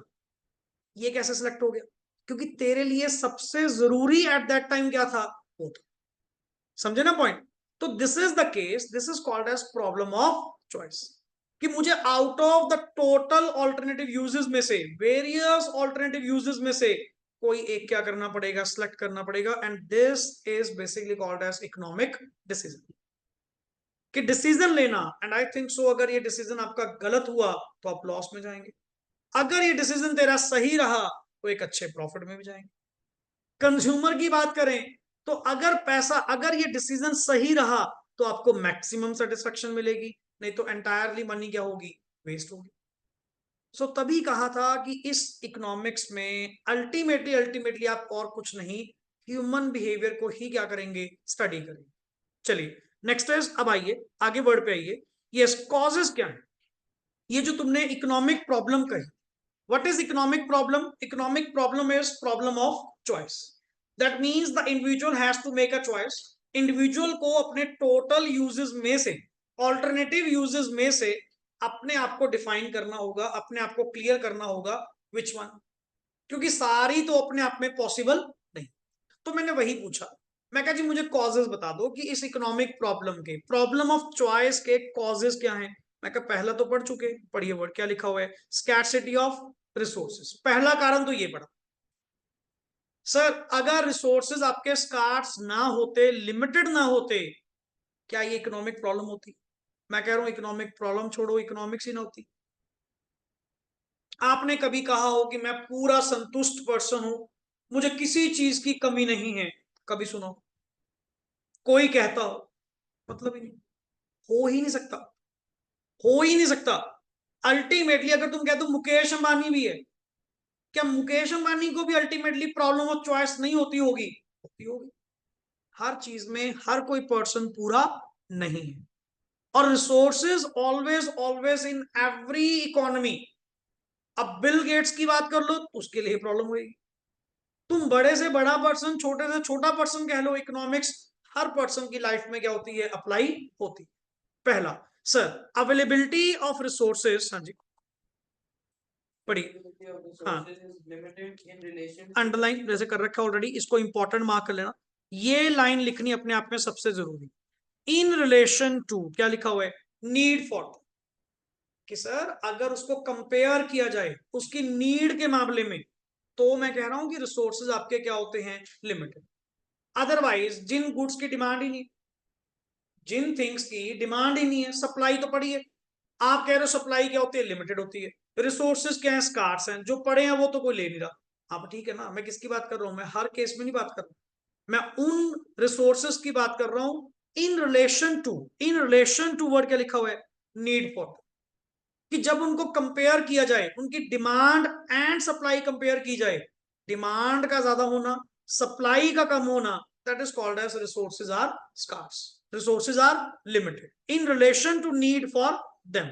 आगे economic problem will not arise if the means of resources to if means to satisfy the wants, means का मतलब क्या हुआ, resources to satisfy the wants are, अगर अपने आप में क्या हो, अनलिमिटेड हो, आई थिंक सो प्रॉब्लम ये अराइज इन हो, क्योंकि fundamental cause, this is also called as fundamental cause. ये कौन सा कॉज है, fundamental, the basic cause of economic problem is, one is the resources are scarce. अगर रिसोर्सेज ही क्या कर दो, अनलिमिटेड कर दो, तेरा नेक्स्ट आगे पढ़ने का फायदा नहीं है, क्योंकि इकोनॉमिक प्रॉब्लम तो अराइज होगी ही नहीं। इकोनॉमिक प्रॉब्लम अराइज होने का मेन कारण सबसे पहले कौन है, स्कैर्सिटी ऑफ रिसोर्सेज। पढ़िए, yes next is, so the root cause of, हाँ जी, economic problem is the scarcity of resources. So root cause के ऊपर लिख ले फंडामेंटल, इसलिए वर्ड मैंने क्या लिखवाया, the fundamental cause of economic problem is the scarcity of resources. चलिए नंबर 2, बाकी रही बात, कहते सर बाकी ह्यूमन वांट्स आपकी क्या है, अनलिमिटेड। एक बात बताओ, क्या ह्यूमन वांट्स कभी लिमिटेड हो सकती है? अगर मैं कह दूं जी आपकी इच्छा बस एक बार थी और जब वो कंप्लीट हो गई, दोबारा तुम्हारे माइंड में कभी कोई वांट नहीं आएगी, कभी कोई दूसरी इच्छा प्रकट नहीं होगी, मतलब ही नहीं। जैसे नॉर्मली अगर सिंपल सी बात कहें कि कभी भगवान से मांगा हो आखिरी बार, कि आगे से नहीं मांगूंगा, बस ये लास्ट विषय पूरी कर दे, जैसे ही ये वर्ड बोलते हो तेरे माइंड में दूसरी इंटेंशन पहले आ जाती है कि इसके बाद ये, इसके बाद ये, इसके बाद ये। सर ह्यूमन वांट्स कभी पूरी नहीं हो सकती, ह्यूमन वांट्स ऑलवेज ऑलवेज क्या है, रैकरिंग है सर। रैकरिंग मीन्स बार बार बार बार, और वैसे भी जीने के लिए कंजम्पशन जरूरी है, and recurring consumption is the most important thing. जब कंजम्पशन कभी एंड नहीं होती, तो ह्यूमन वांट्स कैसे एंड हो जाएंगी sir? Human wants always always क्या रहेंगी, अनलिमिटेड एंड एंडलेस, ऑलवेज रहेंगी, ऑलवेज प्रिवेल करेंगी। मैं कहता हूं जी मुझे अब दुनिया में कुछ नहीं चाहिए, मतलब ही नहीं, सर्वाइवल के लिए कंजम्पशन तो आपको करनी पड़ेगी, एंड जब कंजम्पशन आपकी कॉन्टिन्यूटी में चलती रहती है, ह्यूमन वांट्स भी आपकी ऑलवेज ऑलवेज ऑलवेज कॉन्टिन्यूटी में चलती रहती है। ये मन सर है, ये सब ये कभी संतुष्ट नहीं है, तभी तो नेक्स्ट आगे बैक टू बैक कहीं ना कहीं आपका काम दौड़ में लगे हुए हैं, भग दौड़ में लगे हुए हैं। अदरवाइज अल्टीमेट जो चीजें अपने पास कब की पड़ी हैं, अगर आप उनसे सेटिस्फाइड होते, फिर तो नई चीज कभी तुम परचेज ही ना करो। ये यहां पे क्या होता है कि एक मोबाइल परचेज करा, 10 दिन बाद ही कोई नया मॉडल मार्केट में, यार उसमें बड़ी अच्छी चीज आई है, फिर एकदम नई डिमांड होती है कि अगली बार ये लेंगे। मैं क्या पहले ये तो चला ले, 10 दिन पहले तो लिए। ह्यूमन वांट्स कभी भी खत्म नहीं हो सकती, ये ऑलवेज ऑलवेज नेक्स्ट आगे क्या करेंगी, प्रिवेल करेंगी। क्लियर? पढ़िए, human wants are recurring in nature. हाँ जी, This is based on psychological behavior. ये साइकोलॉजिकल बिहेवियर सर, आप इसकी तो मतलब अब पॉइंट ही छोड़ दो, ये तो ऑलवेज ऑलवेज क्या करेगा, प्रिवेल करेगा। This is based on psychological behaviour that as soon as, हमने तो ये देखा है, जितनी जल्दी एक वांट पूरी होती है, साथ के साथ नई वांट क्या होती है, स्टार्ट होती है। ये रेकरिंग है sir, recurring means never ending, बार बार बार बार ये चलने वाली है, तो आपकी ह्यूमन वांट्स का कभी कोई अंत नहीं। पढ़िए, yes, another new want would क्या लिखा हुआ है, take place. It implies everlasting and word is ever growing new demands. New demands चलती रहेंगी, जैसे जैसे टेक्नोलॉजी इंक्रीज होती रहेगी, अपडेशंस होती रहेंगी, अपग्रेडेशंस होती रहेंगी, आपकी ये वांट्स ऑलवेज ऑलवेज क्या करेंगी, प्रिवेल कर। अगर नॉर्मली बात करें कि आज की डेट में ये लैपटॉप्स ले लिए गए, ये एलईडी परचेज कर ली गई, क्या जिंदगी में दोबारा कभी परचेज नहीं करूंगा? सर टेक्नोलॉजी चेंज होती रहेगी, एनवायरनमेंट चेंज होता रहेगा, कहीं ना कुछ नया आएगा, अगली बार ये लेंगे, उससे अगली बार ये लेंगे। सर ये तो नेवर एंडिंग प्रोसेस है, कभी भी आप एक ही चीज पे स्टॉप नहीं होते, ये कंजम्पशन आपकी next to next to next to next continuity में चलती रहती है।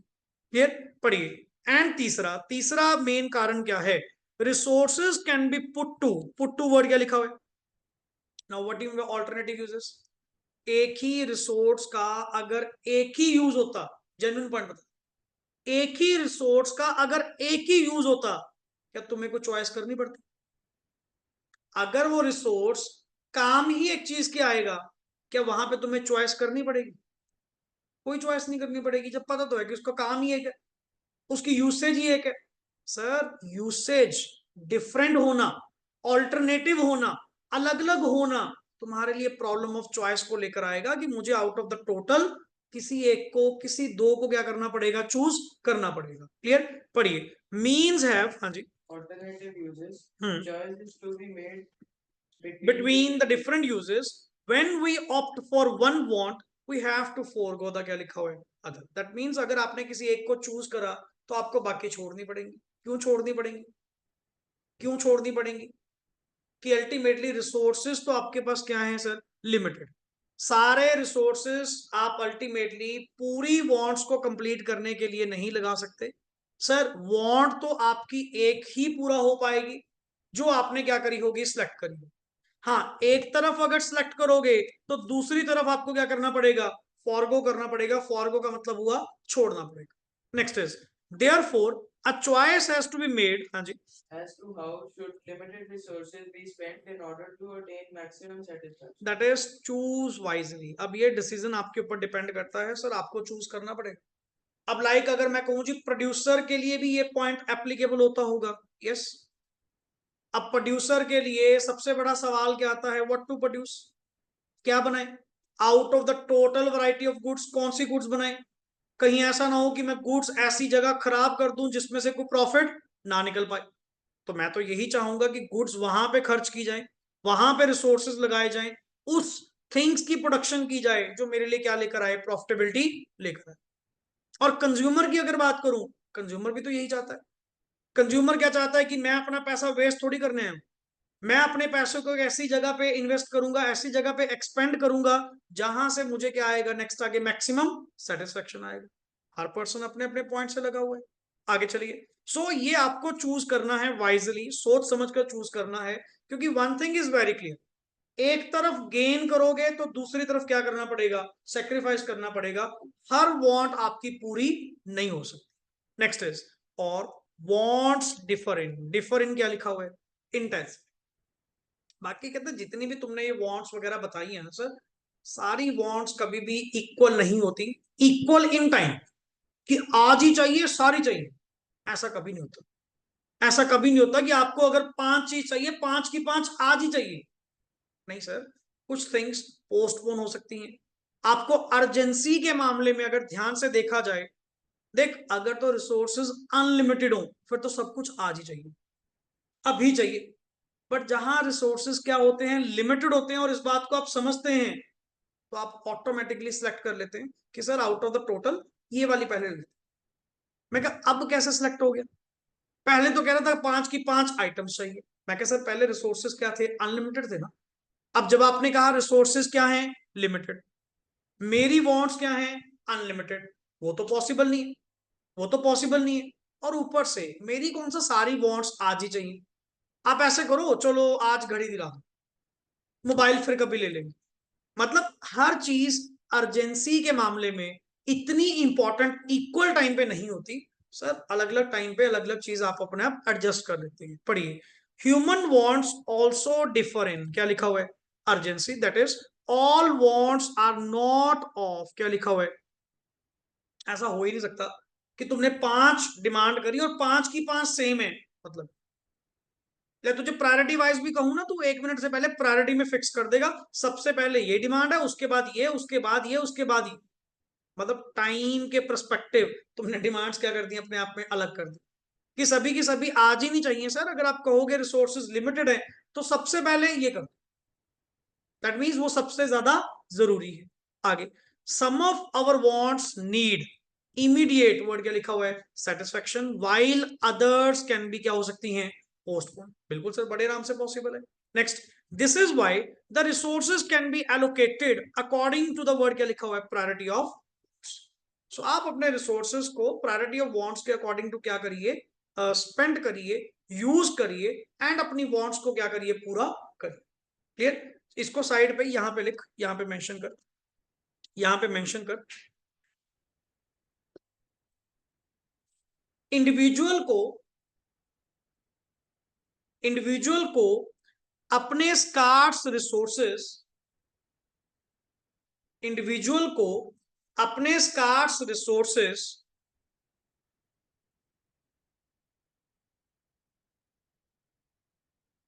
According to the priority, according to the priority of wants, according to the priority of wants, use करने चाहिए, यूज करने चाहिए,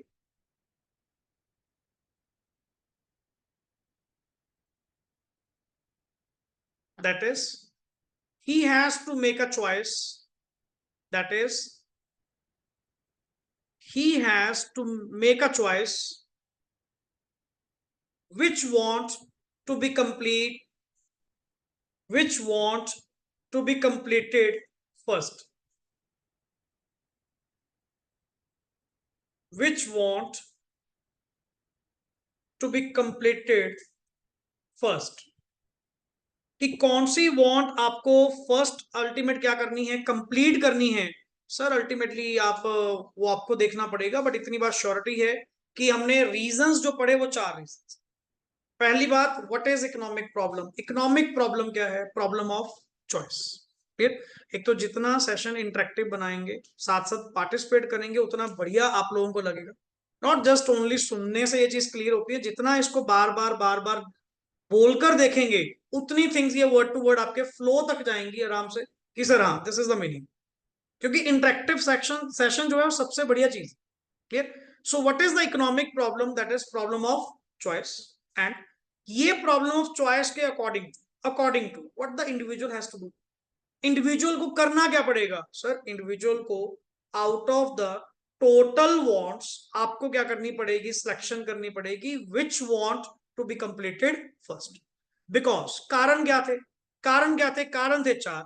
number 1 is resources are scarce, number 2 is human wants are unlimited, and number 3 resources can be put to use alternatively, कि resources के क्या है, alternative uses, and number 4 is wants differ करती हैं in the intensity, और you can call as urgency। कभी भी अगर तुम कह रहे हो मुझे 4 चीजें चाहिए, 4 चीजें कभी भी इकट्ठी नहीं चाहिए होंगी। अगर तुम्हें कह दिया जाए ना कोई एक मिलेगी, तुम 1 मिनट से पहले कह दोगे ये दिला, क्योंकि मुझे पता है वो चारों चीजें कभी भी इकट्ठे नहीं मांगी जाती एंड ना मिलने वाली।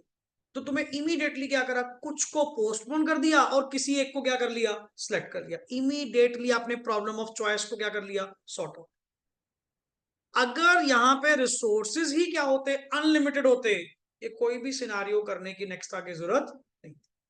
या दूसरी बात तुम्हें चॉइस क्यों करनी पड़ी, बिकॉज रिसोर्सेज के क्या थे, ऑल्टरनेटिव यूजेस।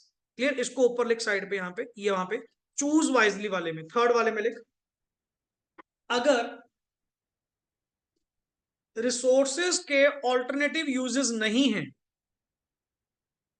अगर यहां पे थर्ड वाले पॉइंट में रिसोर्सेज कैन बी, अगर रिसोर्सेज के, ओ इधर भाई किधर लिख रहा है, ध्यान से देखना, third resource can be put to, अगर रिसोर्सेज के ऑल्टरनेटिव यूजेस, अगर रिसोर्सेज के ऑल्टरनेटिव यूजेस ना हो, पहली बात ऑल्टरनेटिव यूजेस ना हो मतलब सिंगल यूज, तो जब चीज का है ही सिंगल यूज, तो क्या उस केस में तुम्हें सिलेक्शन करनी पड़ेगी, क्या उस केस में कुछ चॉइस करनी पड़ेगी, कुछ भी नहीं सर। टाइम रिपीट करिए, क्या लिखा है, क्या वर्ड बोला मैंने, अगर रिसोर्सेज के ऑल्टरनेटिव यूजेस ना हो, then problem of choice arise ही नहीं होगी, then problem of choice arise ही नहीं होगी, प्रॉब्लम ऑफ चॉइस अराइज ही नहीं होगी।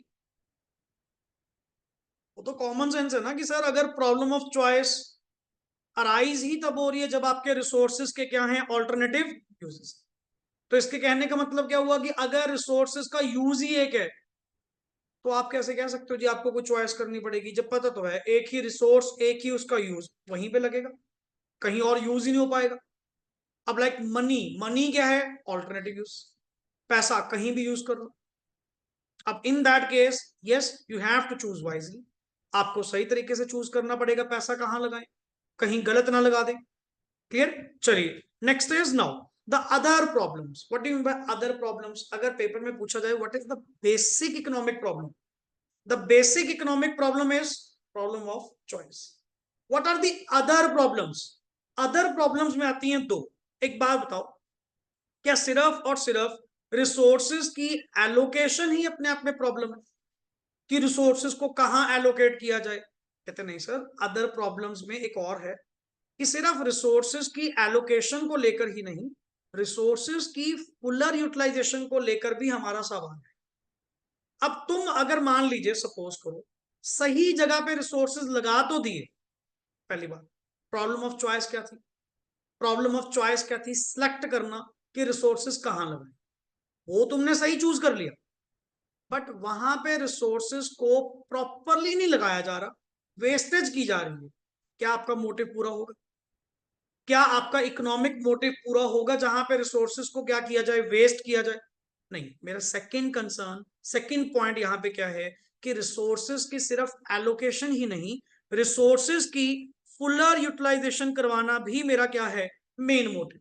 पढ़िए, सिंस द रिसोर्सेज आर, एक तरफ तो कहते हैं रिसोर्सेज आपके स्कार्स है, फिर उसकी कदर भी करो।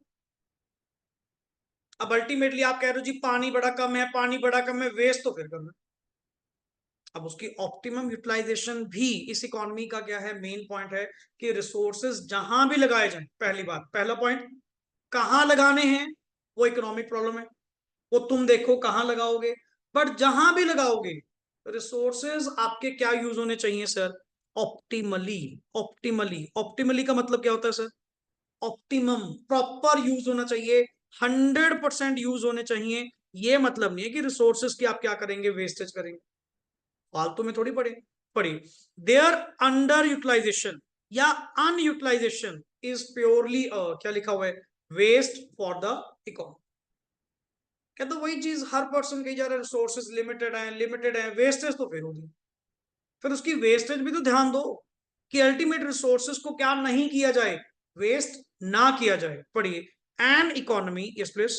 An economy should identify हाँ, and take corrective measures which make fuller utilization of resources possible। देखो सर, आपको इकोनॉमी को ऐसे सारे सिनारियोज आइडेंटिफाई करने चाहिए कहां कहां पे रिसोर्सेज की वेस्टेज हो रही है एंड कैसे वहां पे आप फुलर यूटिलाइजेशन ऑफ रिसोर्सेज करवा सकते हैं, ये आपको फाइंड आउट करना चाहिए आगे।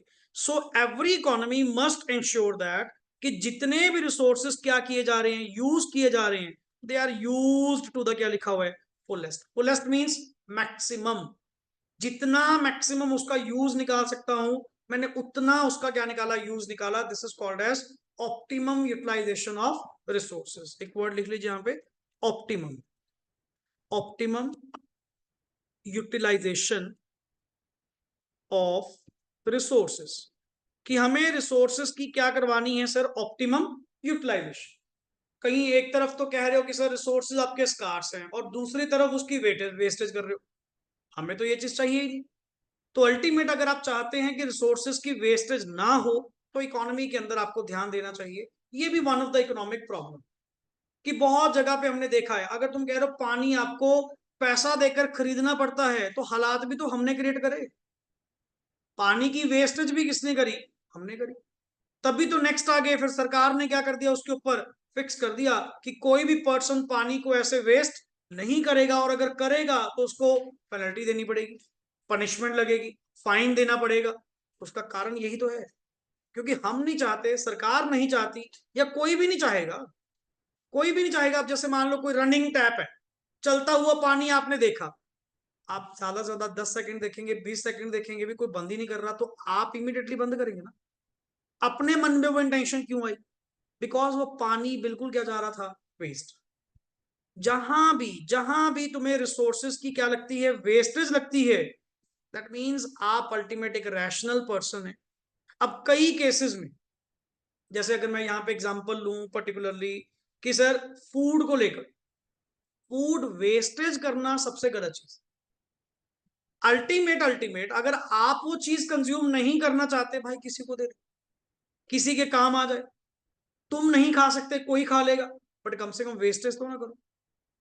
अब लाइक जैसे मोस्टली ये बर्थडे के केस में केक का सीन, पूरा पूरा केक या एंटायर पता नहीं 2-2 3-3 केक एंटायरली वेस्ट कर रहे हैं। वही पास में कोई बैठा है, उसको 10 रुपए नहीं दिए जा रहे, 1000 रुपए का केक खराब कर दिया। वही चीज आप सर किसी को खाने को भी दे सकते हैं। अब इन दैट केस इन चीजों को लेकर हम बड़े स्ट्रिक्ट है, भाई खाने की चीज है तो खाओ, वेस्ट क्यों करनी? फ्री में थोड़ी हुई लिया, उसके लिए भी क्या दिए तुमने, पैसे दिए। एंड अल्टीमेटली वही अगर मान लीजिए किसी के मुंह में जाएगी, वो ज्यादा अच्छी चीज है then that of entirely waste, जमीन पे गिरा दी, एंटायरली खराब कर दिया, दैट मीन्स आपने पैसा एंटायरली क्या करा, वेस्ट करा। तो हमारा इकोनॉमिक्स में सिर्फ और सिर्फ मोटिव रिसोर्सेस को एलोकेट करवाना ही नहीं, उनकी ऑप्टिमम यूटिलाइजेशन करवाना भी वन ऑफ द प्रॉब्लम, जिनके ऊपर आपकी इकोनॉमिक्स नेक्स्ट आगे ध्यान रखती है। क्लियर? तो इसको लिखिए यहां पे साइड पे, हमारा मोटिव हमारा मोटिव सिर्फ सिर्फ रिसोर्सेज एलोकेट करवाना ही नहीं, हमारा मोटिव सिर्फ रिसोर्सेज एलोकेट करवाना ही नहीं, करवाना ही नहीं, बल्कि उनकी उनकी ऑप्टिमम यूटिलाइजेशन करवाना भी है, ऑप्टिमम यूटिलाइजेशन करवाना भी है, ऑप्टिमम यूटिलाइजेशन करवाना भी है। चलिए नेक्स्ट इज नंबर 2। अच्छा, अगर तुमने कहा कि रिसोर्सेज आपके स्कार्स हैं, चलो मैंने एक तरफ तो ध्यान दे लिया, किस चीज का, कि रिसोर्सेज की भाई वेस्टेज नहीं होने देनी, रिसोर्सेज जितने हैं to the best maximum to maximum उसको क्या करवाना है, यूज करवाना है। ये बात तो आपकी सही है। नाउ साइड बाय साइड आपको सर ये भी नहीं कंसर्न ध्यान में रखना चाहिए कि रिसोर्सेज अगर रहेंगे तो उनकी एलोकेशन हो पाएगी, तो उनकी प्रॉपर यूटिलाइजेशन हो पाएगी। अगर रिसोर्सेज ही खत्म हो गए फिर तो पॉइंट ही खत्म। कम से कम अब वर्ड क्या यूज कर रहे हैं, रिसोर्सेज आर लिमिटेड, मतलब रिसोर्सेज हैं। अगर रिसोर्सेज ही ना रहे तो क्या करोगे? इसीलिए द अदर इकोनॉमिक प्रॉब्लम में वर्ड क्या निकल कर आया, वर्ड पढ़िए क्या लिखा हुआ है, ग्रोथ ऑफ क्या लिखा हुआ है, रिसोर्स।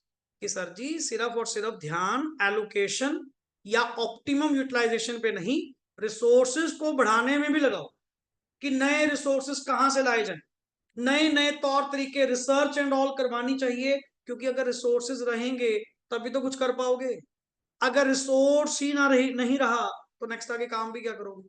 पढ़िए, every economy, yes please, has to explore its potential to develop itself in order to expand the size in of order to production. Expand the size of production and national income. और अगर economy level पे बात करो, national income and production को अगर बढ़ाना है तो आपको रिसोर्सेज भी क्या कराने पड़ेंगे, बढ़ाने पड़ेंगे।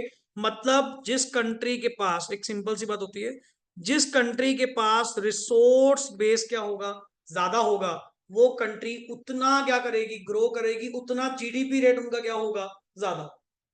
और ये possible only just one word के थ्रू है, दैट इज रिसोर्सेज।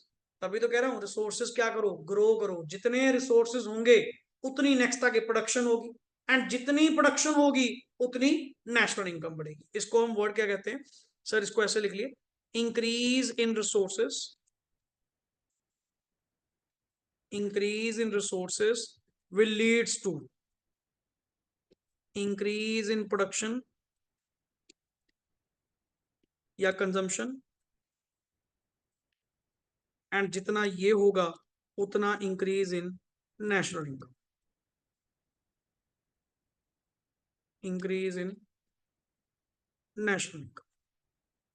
तो इसीलिए sir economic problem, the basic economic problem के साथ साथ आपके पास ये दो अदर प्रॉब्लम्स भी हैं, तो पढ़िए।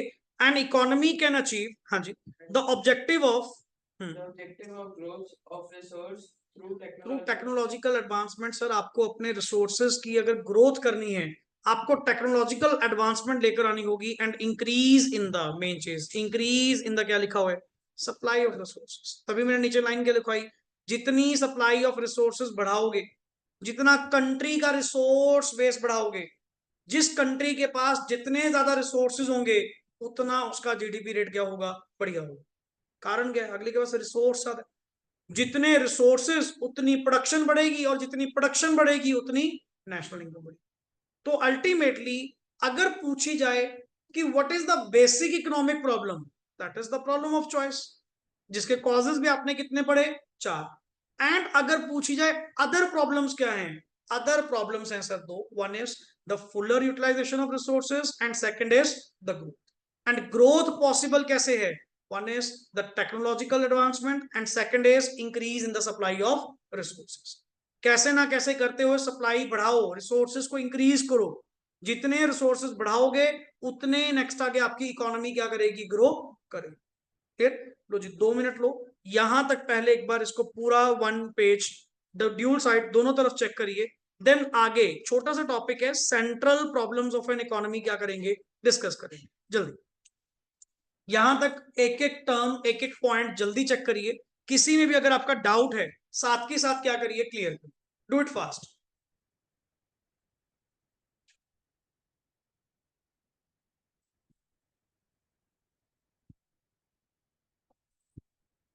करिए फास्ट।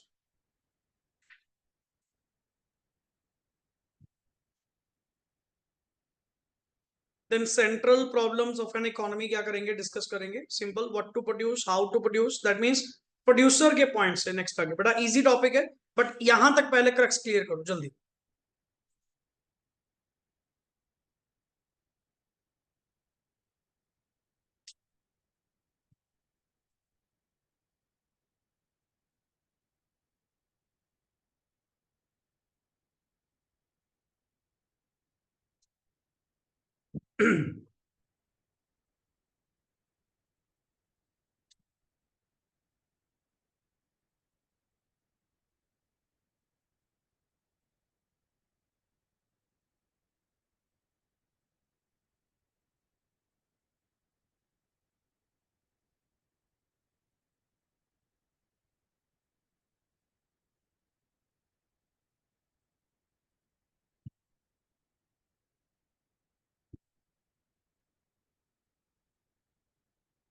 जल्दी फास्ट, बस स्क्रीनिंग करो, इतना टाइम नहीं है।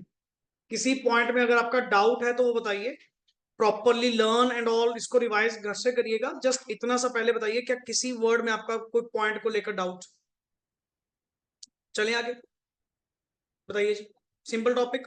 चलिए देन छोटा सा टॉपिक है, बड़ा इजी सा, इसी से रिलेट करता हुआ कि sir central problems of an economy क्या है, इकोनॉमी लेवल।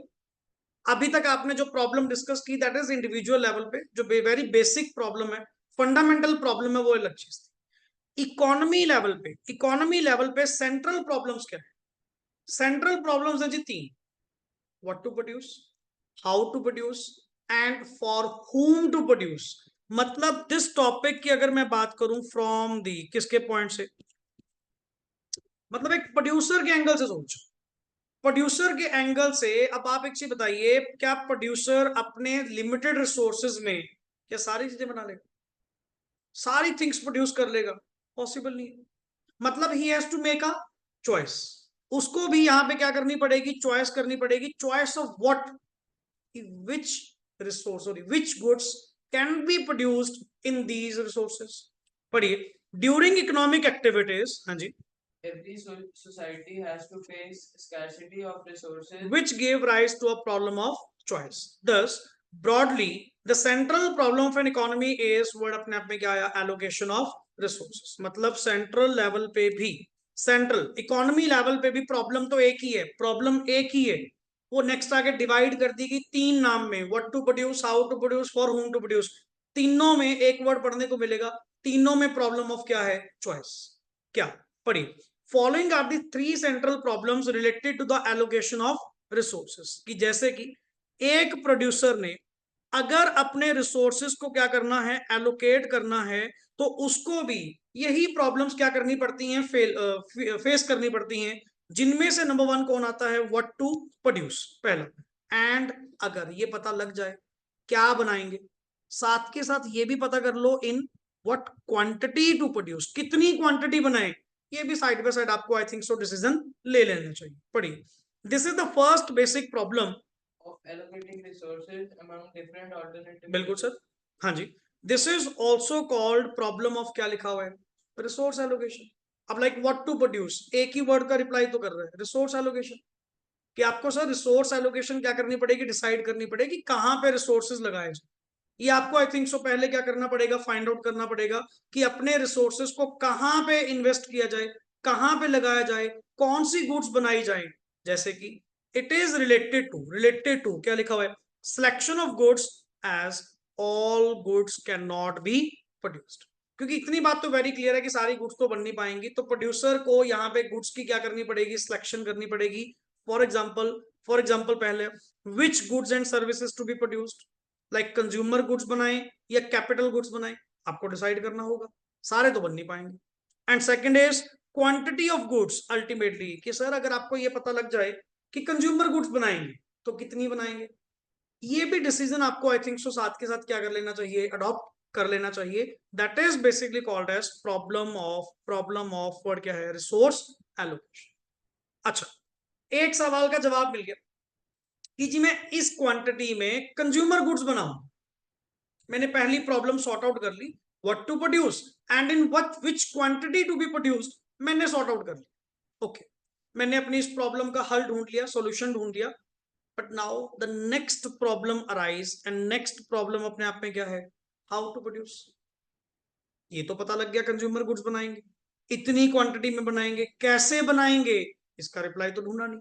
पढ़िए, तो इसका रिप्लाई आपको कैसे मिला, पढ़िए, कहते दिस इज ऑल्सो कॉल्ड, हाँ जी, Problem of choice of technique. Choice of, underline the word choice of, क्या लिखा हुआ है, मतलब मैं किस चीज की बात कर रहा हूं कि सर टेक्निक ऑफ प्रोडक्शन कौन सी लगाओगे। और अपने यहां पे टेक्निक दो है, अपने यहां पे टेक्निक दो हैं, one is called as labour intensive, second is called as capital intensive. That means labour intensive कहां यूज करोगे, लेबर इंटेंसिव मीन्स जहां पे प्रोडक्शन किसके द्वारा करवाई जाएगी, लेबर के द्वारा। एंड कैपिटल इंटेंसिव मीन्स जहां पे प्रोडक्शन किसके द्वारा करवाई जाएगी, मशीनरी के द्वारा, that is called as capital intensive. अब मैं तुम्हें पूछूं कि दोनों में से बढ़िया कौन है, लेबर इंटेंसिव या कैपिटल इंटेंसिव, दोनों में से बढ़िया कौन है, बताइए। लेबर इंटेंसिव अच्छी होगी, लेबर से काम करवाना अच्छा है या मशीनों से, किस चीज से काम करवाया जाए, मतलब आपके अकॉर्डिंग, आप प्रोड्यूसर हैं, यू हैव टू डिसाइड। बताइए कैसे डिसाइड करेंगे कि सर लेबर इंटेंसिव काम करें या कैपिटल इंटेंसिव, मशीनों से प्रोडक्शन करवाएं या लेबर से काम करवाएं, बताइए विच वन इज बेटर, और बोथ दोनों बेटर हैं, बताइए सर। थोड़ा इकोनॉमिक्स अपना दिमाग भी तो यूज करिए, तभी नेक्स्ट आगे कॉन्सेप्ट्स रिलेट हो पाएंगे। अल्टीमेटली दोनों में से कौन सा बेटर होगा या दोनों बेटर होंगे, बताइए। लेबर क्यों बेटर होगी, मशीनरी पे कैपिटल इन्वेस्ट होगा बिल्कुल मशीनरी पे कैपिटल बहुत ज्यादा इन्वेस्ट होगी, और इलेक्ट्रिसिटी उतनी नेक्स्ट आगे उसके एक्सपेंडिचर्स भी होंगे, तो मतलब आपके अकॉर्डिंग तो labour is a cheap source, कि लेबर सस्ती पड़ेगी, लेबर बनाओ। मशीन क्यों कहेंगे, क्यों मशीनों से प्रोडक्शन करवानी चाहिए, ज्यादा फास्ट एफिशिएंट है। अब पॉइंट ये है, बात तुम्हारी भी सही थी, बात इसकी भी सही, कि मशीनरी की अगर बात करें तो मशीनरी सर अपने आप में क्या है, सर एफिशिएंट है, फास्ट है, कॉस्ट कटिंग है, और दूसरी बात हमारे यहाँ पे लेबर अवेलेबल नहीं है। कई सारे एरियाज इंडिया में ऐसे हैं जहां पे जिन गुड्स की प्रोडक्शन के लिए लेबर अवेलेबल नहीं है, तो वहां पे काम करवाएंगे किससे, मशीनरी से। और अगर इसकी बात करें तो बात इसकी भी सही है, सर इतना पैसा लगाएगा कौन, मशीनरी कहां से आएगी, मशीनरी के ऊपर कैपिटल लगेगी, इतनी कैपिटल मेरे पास नहीं है। तो एक्चुअली सर कभी भी डायरेक्टली रिप्लाई नहीं हम देंगे कि कैपिटल इंटेंसिव इज गुड या labour intensive is good, sir दोनों बढ़िया, दोनों बढ़िया, डिपेंडिंग ऑन द सिचुएशन। जो प्रोड्यूसर जैसे सिचुएशन में होगा, अब जैसे अगर मैं इसकी बात करूं, हमारे यहाँ पे लेबर इजीली अवेलेबल है, जितनी लेबर चाहिए मेरे बिजनेस में उतनी लेबर मिल जाएगी, मुझे मशीन लगाने की क्या जरूरत। इजी रेट पे, सस्ते रेट पे जब लेबर मिल रही है, और I think so you are a producer, producer को जस्ट और जस्ट एक चीज समझ आती है, दैट इज मुनाफा, दैट इज प्रॉफिट। उसको और कुछ नहीं समझ में आता। जिस भी चीज में तुझे प्रॉफिट आ रहा है वो पता क्या कहेगा, देख लो जी, दोनों में से दोनों में से जहां प्रॉफिट ज्यादा है, लेबर यूज करके प्रॉफिट आता है, कॉस्ट कटिंग होती है तो लेबर यूज कर लो। सर मशीन यूज करने से कॉस्ट कटिंग होती है तो मशीन यूज कर लो। और कई बार दोनों का मिक्सचर, कुछ काम लेबर से, कुछ काम मशीन से। सर वो तो दोनों एफिशिएंट है। पढ़िए, how ever the choice of technique depends upon the क्या लिखा हुआ है, objective of the producer. Producer का ऑब्जेक्टिव क्या है। जैसे एक चीज बताओ, हमारे यहाँ पे दो तरह के सेक्टर हैं, one is public sector and second is private. Public कौन है, सरकारी महकमा, एंड प्राइवेट कौन है, अपने जैसे। पब्लिक सेक्टर का मोटिव क्या होगा, सोशल वेलफेयर। और इन दोनों में से सोशल वेलफेयर किससे होगा, इन दोनों टेक्निक में से सोशल वेलफेयर किसमें होगा, लेबर इंटेंसिव, उनको काम मिलेगा। और वही अगर तेरे जैसे प्राइवेट एंटरप्रेन्योर्स हैं, हम जैसे प्राइवेट लोग हैं, प्राइवेट लोगों का मोटिव किससे है, इनकम से, प्रॉफिट से। और इन दोनों में से मुझे इनकम किसमें दिखेगी ज्यादा, मशीनों से। प्रोडक्शन सर, प्रोडक्शन बढ़ाओ, इतना काम लेबर नहीं कर सकती जितना मशीन करेगी। लेबर 8 घंटे मसा काम करेगी, मशीन तू 16 घंटे काम करवा ले, वो तेरे पे डिपेंड करता। समझे ना पॉइंट। तभी उसने क्या कहा, चॉइस ऑफ टेक्निक किसके ऊपर डिपेंड करती है, ऑब्जेक्टिव ऑफ प्रोड्यूसर के ऊपर। क्योंकि it may be labour intensive और capital intensive, because both are better. Clear. So मेरे अकॉर्डिंग तो आप यहाँ पे लिख सकते हैं एक word, both are better depending on circumstances. कभी भी डायरेक्टली रिप्लाई मत कहना कि सर लेबर इंटेंसिव बढ़िया होती है, कभी डायरेक्टली मत कहना कैपिटल इंटेंसिव बढ़िया होती है। मैं तो कहूंगा जी दोनों बढ़िया होती है, आप देखो सर आपको कौन सा सूट करेगा। जैसे it can also be a combination of what, both, आप दोनों यूज करो। अब यहाँ पे आधा काम हम लेबर से भी करवाते हैं, आधा काम किससे करवा रहे हैं, मशीनरी से करवा रहे हैं, दोनों यूज कर रहे हैं। चलिए, the effort should be, the word is, पढ़िए, द एफर्ट शुड बी, हाँ जी। We use the efficient technique of production. Producer सिर्फ एक चीज पे कोशिश करे कि वो एफिशिएंट टेक्निक को यूज करे। अब एफिशिएंट टेक्निक लेबर भी हो सकती है, एफिशिएंट टेक्निक मशीन भी हो सकती है, या दोनों का कॉम्बिनेशन। एक सिंपल सी बात अगर समझ पा रहे हो कि सर प्रोड्यूसर के लिए जस्ट एक वर्ड समझ में आता है, प्रॉफिट। तेरे को जहां से प्रॉफिट मिले ना, जो टेक्निक यूज करते हुए प्रॉफिट मिले, दोनों को यूज करते हुए प्रॉफिट मिले, आप दोनों यूज करो। तू लेबर से भी काम करवा ले, मशीन से भी करवा ले, जो काम, जैसा काम जिससे प्रॉफिट मिले वैसा करवा ले। हमें अल्टीमेट क्या ध्यान रखना है कि एफिशिएंट टेक्निक होनी चाहिए, वेस्टेज नहीं होनी चाहिए। द पॉइंट इज दिस, पैसा बनना चाहिए, द मोटिव इज दिस। चाहे लेबर इंटेंसिव से बने, चाहे कैपिटल इंटेंसिव से बने। मतलब तेरे लिए तो सवाल रेज हो गया, तेरे लिए तो प्रॉब्लम ऑफ चॉइस रेज होगी ना। किस चीज की प्रॉब्लम, किस तरह की चॉइस, चॉइस ऑफ टेक्निक, कि सर मुझे टेक्निक चूज करनी पड़ेगी, लेबर इंटेंसिव और capital intensive. This is also called as problem of choice. अब थर्ड वन पढ़िए, yes third one, from home, पढ़िए, from home to produce, yes please. Owing to limited resources and economy. From नहीं, sorry गलत है, for home to produce, for home to produce, ये spelling mistakes हैं।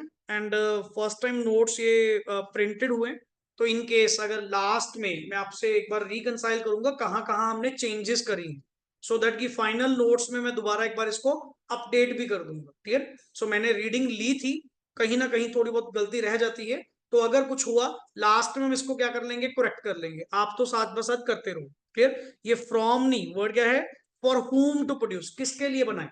पढ़िए, owing to limited resources, हाँ जी। We cannot produce goods of all sections of society. Sir एक बात बताओ, क्या आप इस दुनिया में सबकी डिमांड्स पूरी कर सकते हैं, या as a businessman, as a producer आपको अपने रिसोर्सेज लिमिटेड रखने होंगे टू द सिलेक्टेड पीपल, कि मैं अल्टीमेट, अब जैसे मान लो मैं टीचर, कि मैं दुनिया के सारे सब्जेक्ट पढ़ा रहा हूं, मैंने अपने आप को लिमिटेड करा only to a single subject that is economics, accounts, या पर्टिकुलर फील्ड कॉमर्स ओनली। मैं मेडिकल नॉन मेडिकल में डील नहीं करता, बिकॉज मैंने अपना टारगेट सेट करा हुआ है फॉर होम टू प्रोड्यूस। मैं अपनी सर्विसेज किसके लिए प्रोड्यूस करूंगा? कॉमर्स वालों के लिए। कॉमर्स वालों में भी किसके लिए? इकोनॉमिक्स वालों के लिए। तो मैंने अपनी सर्विसेज को क्या किया हुआ है? सिलेक्ट करा हुआ है। मेरा टारगेट ऑलरेडी, मतलब मैंने अपनी प्रॉब्लम ऑफ चॉइस कर रखी कि मैं अपनी सर्विसेज किसको, अब जैसे मान लो साहिल सर और मेरे बीच में डिवाइडेशन है, किस चीज की? किस चीज की? सब्जेक्ट। वो अकाउंट्स पढ़ाएंगे, इकोनॉमिक्स मैं पढ़ाऊंगा। पढ़ाने को अकाउंट्स में भी पढ़ा दूं, पढ़ाने को इकोनॉमिक्स वो भी पढ़ा दें, बट नहीं, हमने अपने टारगेट्स क्या करे हुए हैं अलग, कि एक दूसरे के काम में नहीं आएंगे, अपना अपना काम करेंगे। आई थिंक सो वो बेटर परफॉर्म कर पाएंगे। अब कई बार प्रैक्टिकली जब अकाउंट्स के कोई क्वेश्चन चेक करने होते तो मैं भी तो चेक कर रहा होता हूँ, आपकी कोई एंट्री का डाउट होता तो मैं भी तो सॉर्ट आउट कर रहा होता हूँ। क्या मुझे अकाउंट्स नहीं आता? बट नहीं, मैंने अपनी सर्विसेज रिस्ट्रिक्ट करी हुई है, मैंने अपना टारगेट सेक्टर फिक्स किया हुआ है फॉर होम टू प्रोड्यूस, कि मैं कौन सा हर सब्जेक्ट में डील कर रहा हूं, मैं पर्टिकुलर अपनी सर्विस इनको दूं।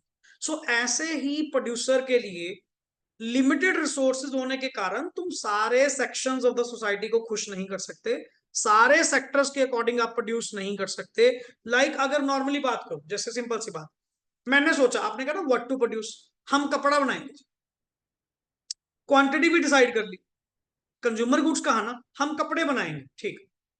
How to produce? By machine बनाएंगे। बट किसके लिए बनाओगे? अब कपड़े तो एज वाइज हर पर्सन के लिए, आप सीनियर्स के लिए भी बना सकते हो, यंग्स के लिए बना सकते हो, अडल्ट्स के लिए बना सकते हो, बच्चों के लिए बना सकते हो। अब अगर मैं फर्स्ट क्राई की बात करूं, द ब्रांड, फर्स्ट क्राई जो ब्रांड है अपने आप में, उन्होंने अपना टारगेट सेक्शन किसको रखा? बच्चों को, 0 to 10 ईयर्स। हमारे पास क्वालिटी मिलेगी ही क्या? 0 to 10 ईयर्स। क्या अल्टीमेट वो दूसरों के लिए नहीं बना सकते थे? सर, लिमिटेड रिसोर्सेज में सारे सेक्शंस को सेटिस्फाई करना आपके लिए पॉसिबल नहीं होगा। आपको अपने रिसोर्सेज क्या करने होंगे? लिमिटेड हैं, और सिलेक्ट करने होंगे कि आपने अपनी सर्विसेज, आपने अपनी गुड्स किनके लिए बनानी।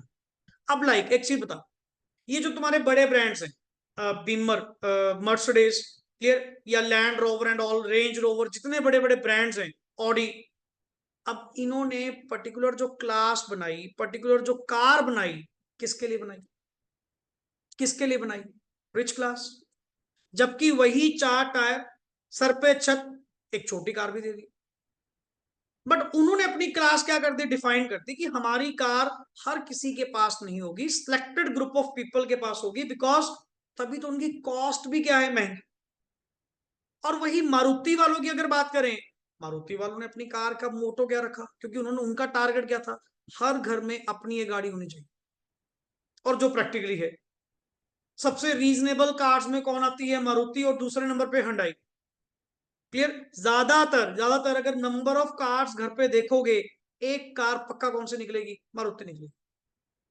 जो आजकल नए नाम नेक्सा, सुजुकी एंड ऑल अलग अलग दी गए, मेन तो वही मोटो था इनका, वही चीज। तो आपको अपना टारगेटेड सेक्टर क्लियर करना होगा। आपने अपना प्रोडक्ट किन के लिए बनाना है? रिच क्लास और द पुअर क्लास। पर मैं दोनों तरफ नहीं बना पाऊंगा अल्टीमेटली, क्योंकि रिसोर्सेज मेरे पास क्या है? लिमिटेड। पढ़िए, yes, owing to the limited resources, हाँ जी, An economy cannot produce goods for all sections of the society to the extent, क्या लिखा हुआ है? Desired. Broadly, every economy has 2 section of the society, one is the rich class and second is the poor class. ये middle class वाला ठीक है, एक scene बन जाता है, बट एक्चुअली मिडिल क्लास वाला कोई पर्सन नहीं, या तो बंदा पुअर होता है या रिच होता है। ये तो हम लोग एक ना कैटेगरी बना देते हैं, मिडिल क्लास। क्लियर? अदरवाइज या तो पर्सन, जो सेक्शंस बांटे गए हैं ना, वो दो है, या तो गरीब या अमीर।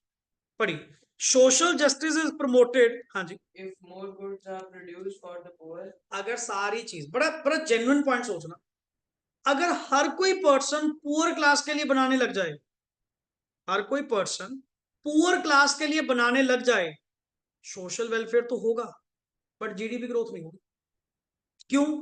पुअर क्लास को सर्व करने के लिए बना रहे हो तो रीजनेबल रेट्स पे बनानी पड़ेगी, मन करे फ्री में देनी पड़े, सब्सिडीज देनी पड़े। सर, उससे आपकी इकोनॉमी तरक्की नहीं करेगी, सोशल वेलफेयर जरूर होएगा।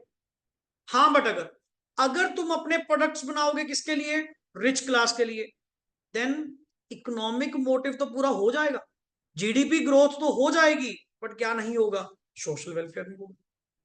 तो आपको सर ये क्लियर करना होगा अल्टीमेट कि आप अपनी गुड्स किन के लिए बना रही हैं। पढ़िए, yes, by producing the goods for the poor the profit of the producer would, क्या लिखा हुआ है, remain, and low profit means low investment means low GDP growth. आ गया ना, सारा सर्कल ही क्या जाएगा, डाउन जाएगा। So thus there is a problem of choice. किस चीज की problem of choice, social equality और जीडीपी ग्रोथ। क्या चाहिए, दोनों में से एक चीज आपको सिलेक्ट करनी पड़ेगी, या तो सोशल वेलफेयर होगा या जीडीपी, या अल्टीमेटली इसका सॉल्यूशन आपको निकालना पड़ेगा, और it can be both. Clear, पढ़िए, if GDP growth is desired, हाँ जी, then rich people are targeted, or if social equality is desired, the then poor poor are people are targeted. Simple सी बात है, देखो जी, आपको अपना टारगेट चूज करना होगा, फॉर होम टू प्रोड्यूस। आपने अपनी वो सर्विसेज किसके लिए बनाई हैं, आपको क्लैरिटी लेकर आनी होगी, अदरवाइज ऐसा नहीं काम चलने वाला कि अल्टीमेटली सर हम तो जी किसी के लिए भी गुड्स बनाएंगे, सबके लिए बनाएंगे, पॉसिबल ही नहीं है। रिसोर्सेज ही क्या है अपने पास, लिमिटेड। टारगेट चूज कर, अब अल्टीमेट देखो उन्होंने टारगेट, जबकि उनकी सेल बेशक कम हो, बट उन्होंने फिर भी अपना टारगेट क्या चूज कर रखा है, रेंज वालों ने, कि हमारी कार अल्टीमेट सिलेक्टेड लोगों के पास ही होगी, हर किसी के पास होनी ही नहीं चाहिए। और वही मारुति वाले हैं, हुंडई वाले हैं, क्लियर, और अदर ब्रांड्स हैं, उनका टारगेट अलग। तो सर ये आपको टारगेट्स क्लियर करने होंगे। अब जैसे मैं नॉर्मली बात करूं कि अगर मैं प्रोफेशनल कोर्सेज की भी बात करूं, क्या मैं हर डिग्री नेक्स्ट आगे पढ़ा रहा हूं, नो, ओनली सीए। ये नेक्स्ट आगे पहले कभी सीएमए में डील करते थे, कॉस्ट एंड मैनेजमेंट अकाउंटेंट में, बट धीरे धीरे करते वो भी कम कर दी, restricted to only one thing, this, just I am available for this। समझे ना पॉइंट। अब कोई पर्सन, एक बात बताओ, क्या कोई पर्सन मेरे पास यहाँ पे नॉन मेडिकल के लिए आएगा, क्या मेडिकल के लिए आएगा, उसको नाम नहीं पढ़ना आ रहा, नीचे क्या लिखा हुआ है, commerce, commerce career, that means यहाँ पे किसकी कोचिंग दी जाती है, मैंने अपने आप को रिस्ट्रिक्ट किससे लिए करा, सिर्फ only and only to commerce. पढ़ाने को सर्विस तो मैं अपनी कहीं भी दूं, बट सर नहीं, मैंने अपनी सर्विसेज को लिमिटेड करा टू ओनली एंड ओनली, क्या लिखा हुआ है, commerce. These are the points, these are the central problems of an economy, जिसका सॉल्यूशन नेक्स्ट लेक्चर में हम लोग क्या करेंगे, कवर अप करेंगे। व्हाट आर द सॉल्यूशन, कैसा फिर इन प्रॉब्लम्स का सॉल्यूशन क्या। आप तो कहकर चले गए what to produce, how to produce, for whom to produce, तो इसका सॉल्यूशन कैसे निकालना, कैसे पॉसिबल होगा इसका सॉल्यूशन निकालना, that is the main thing. Then आप इसके लिए गाइड करिए हमें।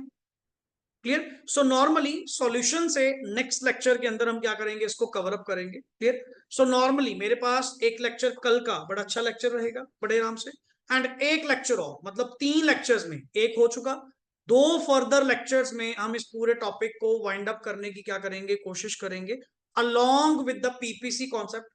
कल आपके छोटे छोटे ये सेंट्रल प्रॉब्लम्स हुआ, इजी टॉपिक है।